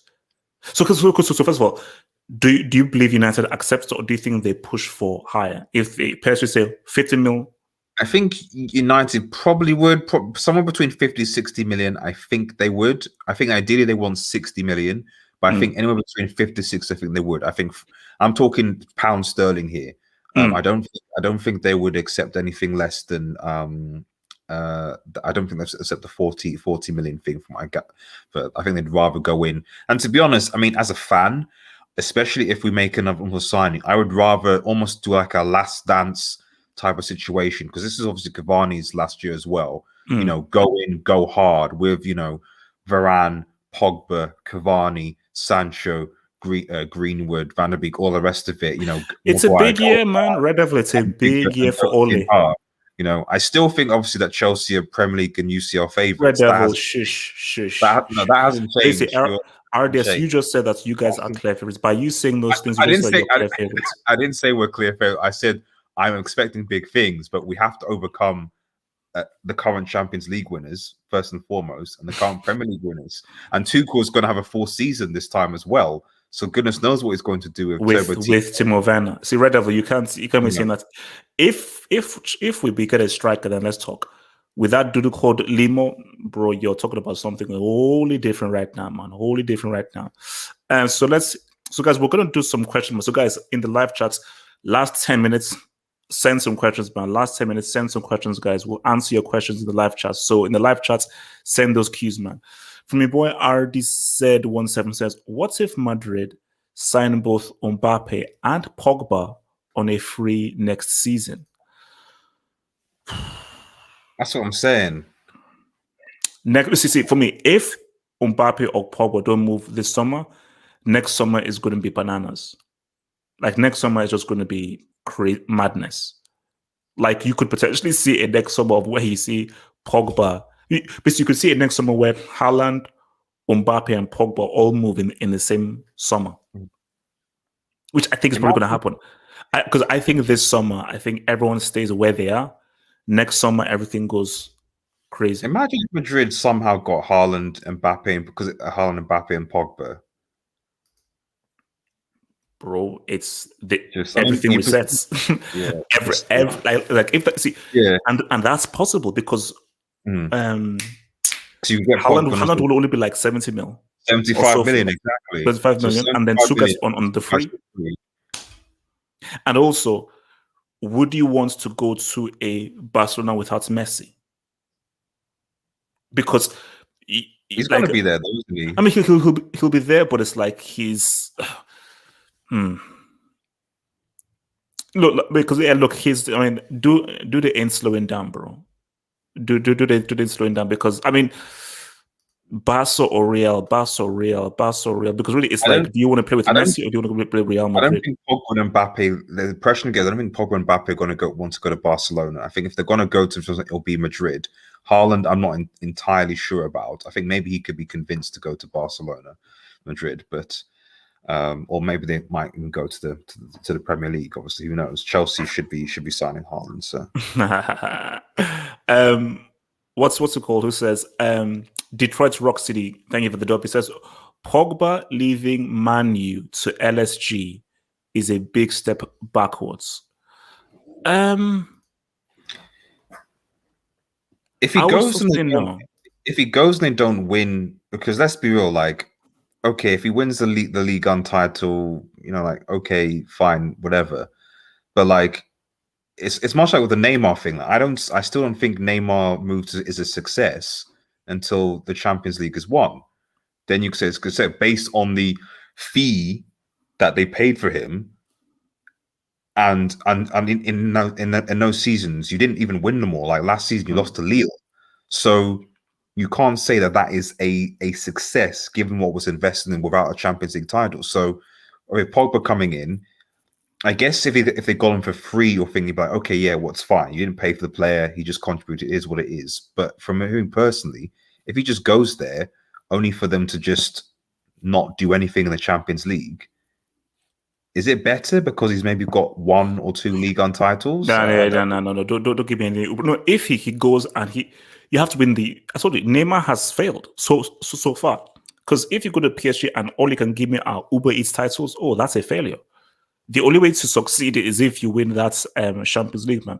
So let's take some 10 minutes of questions and then we'll be there. So guys, remember to follow your boy Red Devil Studio, man. The best United content out there. So if you're a United fan or a football fan, Red Devil Studio, remember to follow your boy Red Devil Studio, bro. Some of the guys maybe tuned into the non-Have Hope Part. We're doing Marvel and entertainment. Yeah, man. We're bringing that Marvel content, man. That as well. You know, Black Widow is trash. So it says, HH, who do you start as left centre back for Chelsea if Kounde joins? Rudiger or Christensen? Look, man, Rudiger was solid, bro. Christensen got really well, but Rudiger was really solid. And Rudiger's passing is very underrated. For me, I believe that Rudiger is probably better. I think the only thing that Christensen has over Rudiger is I think Christensen is better on the ball. So he's better in bringing the ball forward, and I think he's better carrying the ball. So he's got a better balance. But in terms of defending, reading the game, 1v1 battles, passing, Rudiger's passing is very, very good. So his long-range passing and just pinging those balls is very good. So for me, I would roll with Rudiger, man, for sure. I want you to answer this, Red Devil. Pedro or Rashford, who's better? I mean, Pedro currently on current form because Rashford's obviously is been carrying injury for a year and a bit. So yeah, I go Pedro definitely. Rashford's form has been garbage for last probably 8 or 9 months, and that's because he's carrying an injury and he's going to be out for the first 2-3 months of the season having surgery. So yeah. Could Haaland or Pogba go to Bayern? Haaland could. I wouldn't be surprised if Bayern next year did a typical Bayern thing. That'd be disgusting. It's like if Haaland goes to Bayern, then I think the Bundesliga should be shut down. Like the Bundesliga should be officially shut down, reprimanded, and they should be taken to the court of arbitration or the high court for just like crimes against humanity. That would be stupid. That would be stupid. In a sense, like Lever will probably Lever might be in his last. Because how old is Lewandowski now? He's he's getting on, bro. And him going to his final thing. So it would make sense if Bayern looking for another striker and there are not that many strikers around. You've got someone that's there, and you know how Bayern do their deals. He's 32. Well, he's going to be 33 next month. 34.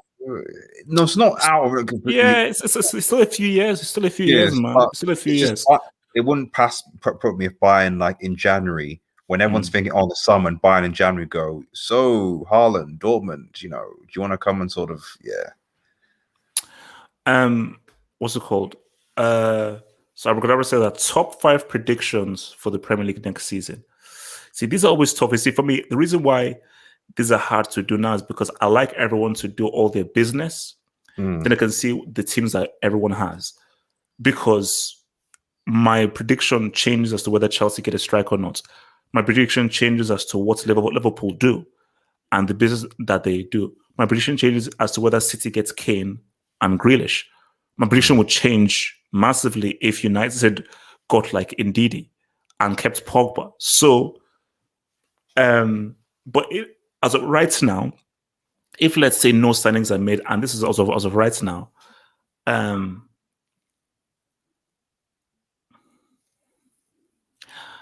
I don't know how much that CL final loss affected Man City.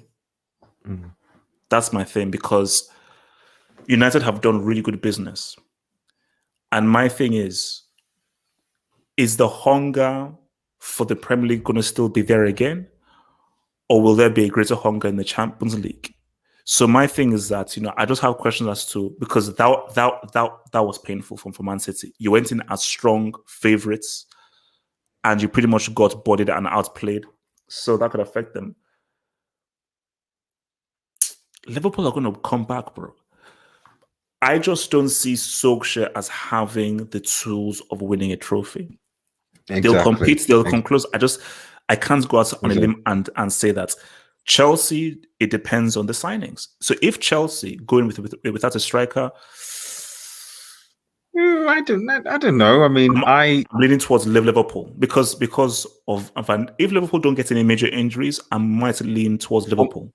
My big thing, I mean, for me, I said I have Chelsea as favourites. Oh, boom. It's not reverse psychology. I mean, like my rationale obviously is Tuchel in half of a season got Chelsea to a Champions League final. So what can Tuchel do with a preseason? With obviously you've got a defender and on the assumption that you're potentially making a strike as well, additional signings. Especially because the thing with Tuchel is that what he did is that he made Chelsea better defensively at the end of the day. And at the end of the day, as we said so times on the channel, it's defense that wins you titles, not necessarily scoring goals. So I think that will be a big thing for Chelsea sort of going with a full season. That's why I have them first. I think that the reason why I'd put City. I think City. I just think the way the City's playing with Pep and Pep, I think that they will probably actually come second, because. So who are you putting first? I'm putting Chelsea first, then City, then I put United third, and I'll put Liverpool fourth. And the big reason I put Liverpool fourth is that I think that goes back to what I said about the AFCON thing. I think that you take out Salah and Mane, for example, for that's a very good point, bro. That's a very good point. And I don't know. I think they have, and even Matip as well. You see, Red Devil. It is good to have a bit of EDL in your squad, like Chelsea. Which means that you don't get affected by AFCON. Exactly. But you've got you take out Matip and something, and suddenly because it's a problem because I don't know if Salah and Mane who's gonna I think Shaqiri's leaving. Who's gonna be their front three? Firmino. Who? So is Origi still with Liverpool? I thought he left. I think Origi's still with Liverpool. I know that Shaqiri's wanting to leave, so I think he'll probably go. So, but that's my point. So that's why I would put Liverpool. Also, Yotta's obviously there. So Yotta's going. But I still think that the lack of Salah and Mane, but certainly Salah and will harm them. So I think that period of AFCON, depending on how it goes, will cause problems. So I think they'll be in fourth, and then I think my fifth. I think Leicester City will probably miss out again. Comforting. Also, Spurs and Arsenal don't. That's not even. They're not even. I was just about to ask, where do Arsenal and Spurs finish, man? No. If they're going to keep Arteta, then Arsenal are probably going to be 9th or 10th. So LSK says that Red HH said that. Okay, Red HH said he'll jump ship to United, if Earl signs. You mean if Earl signs for Chelsea or United? Presumably United. If you don't know United, obviously says United. No, if United sign Haaland, bro, you're gonna become a United fan. God forbid. God forbid. Even if Jesus Christ signed for United, man, no way am I going. No. Like my hatred for that club runs to. You know what funny thing is that. Because I told you, I said my big brother is a United fan because he was obsessed with Cantona. So I actually hated United before I followed Chelsea. So because I had to always do the opposite of my brother, I was like, I hate United because he supported United. So my hate for United is since I was 6 years old. So it runs deep. But look, I mean, if United. Look, Red Devil, man. It's a big season, bro. You've made big signings. It's pressure. It's a lot of pressure. Like I said, it's not. It's when we're going against. At the end, we're going against two teams that were in Champions League finals last season with City, and we're going against Liverpool squad that's going to have Van Dijk. back. Like last season was a freak. Was at to a certain extent, it was a freak season where a lot of teams in the EPL and even in Europe were just off the pace, were just whack, and still technically are. If we look at like Barcelona, Madrid, and Juventus and what have you. So I just think that I like to think that this season you almost might go back to a bit more of a status quo situation. I'm not saying United won't improve, but for me, I still stress the idea the most important area or two areas was a centre back, which we sold, but more importantly, is CDM. And until I see that CDM, I'm still not confident because I don't think McFred is a title winning midfield. It's just not so.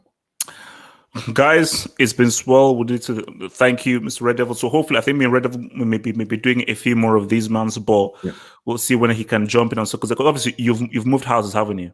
Yeah. The internet will be coming. Oh, you're still on like what 4G? Yeah, 4G. Yeah, that's coming tomorrow. So, all right, man. So guys, man, we'll probably if there are big news and so forth, I'll probably see you here tomorrow night from 10:30 p.m. again, giving you all that good news, loveliness with either with Red Devil or more guests, man. So guys, peace out. Stay true. Stay real. One love. Peace. Peace. Peace. Peace. Peace. Peace. Peace. Peace. Peace. Peace.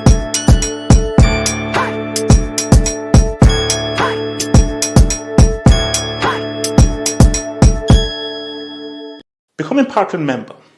Get access to my blog, get access to exclusive videos, and also get access to the podcast of the Saturday and the Sunday hangouts. Head over to patreon.com/halfwop to gain all these goodies while also supporting your boy HH.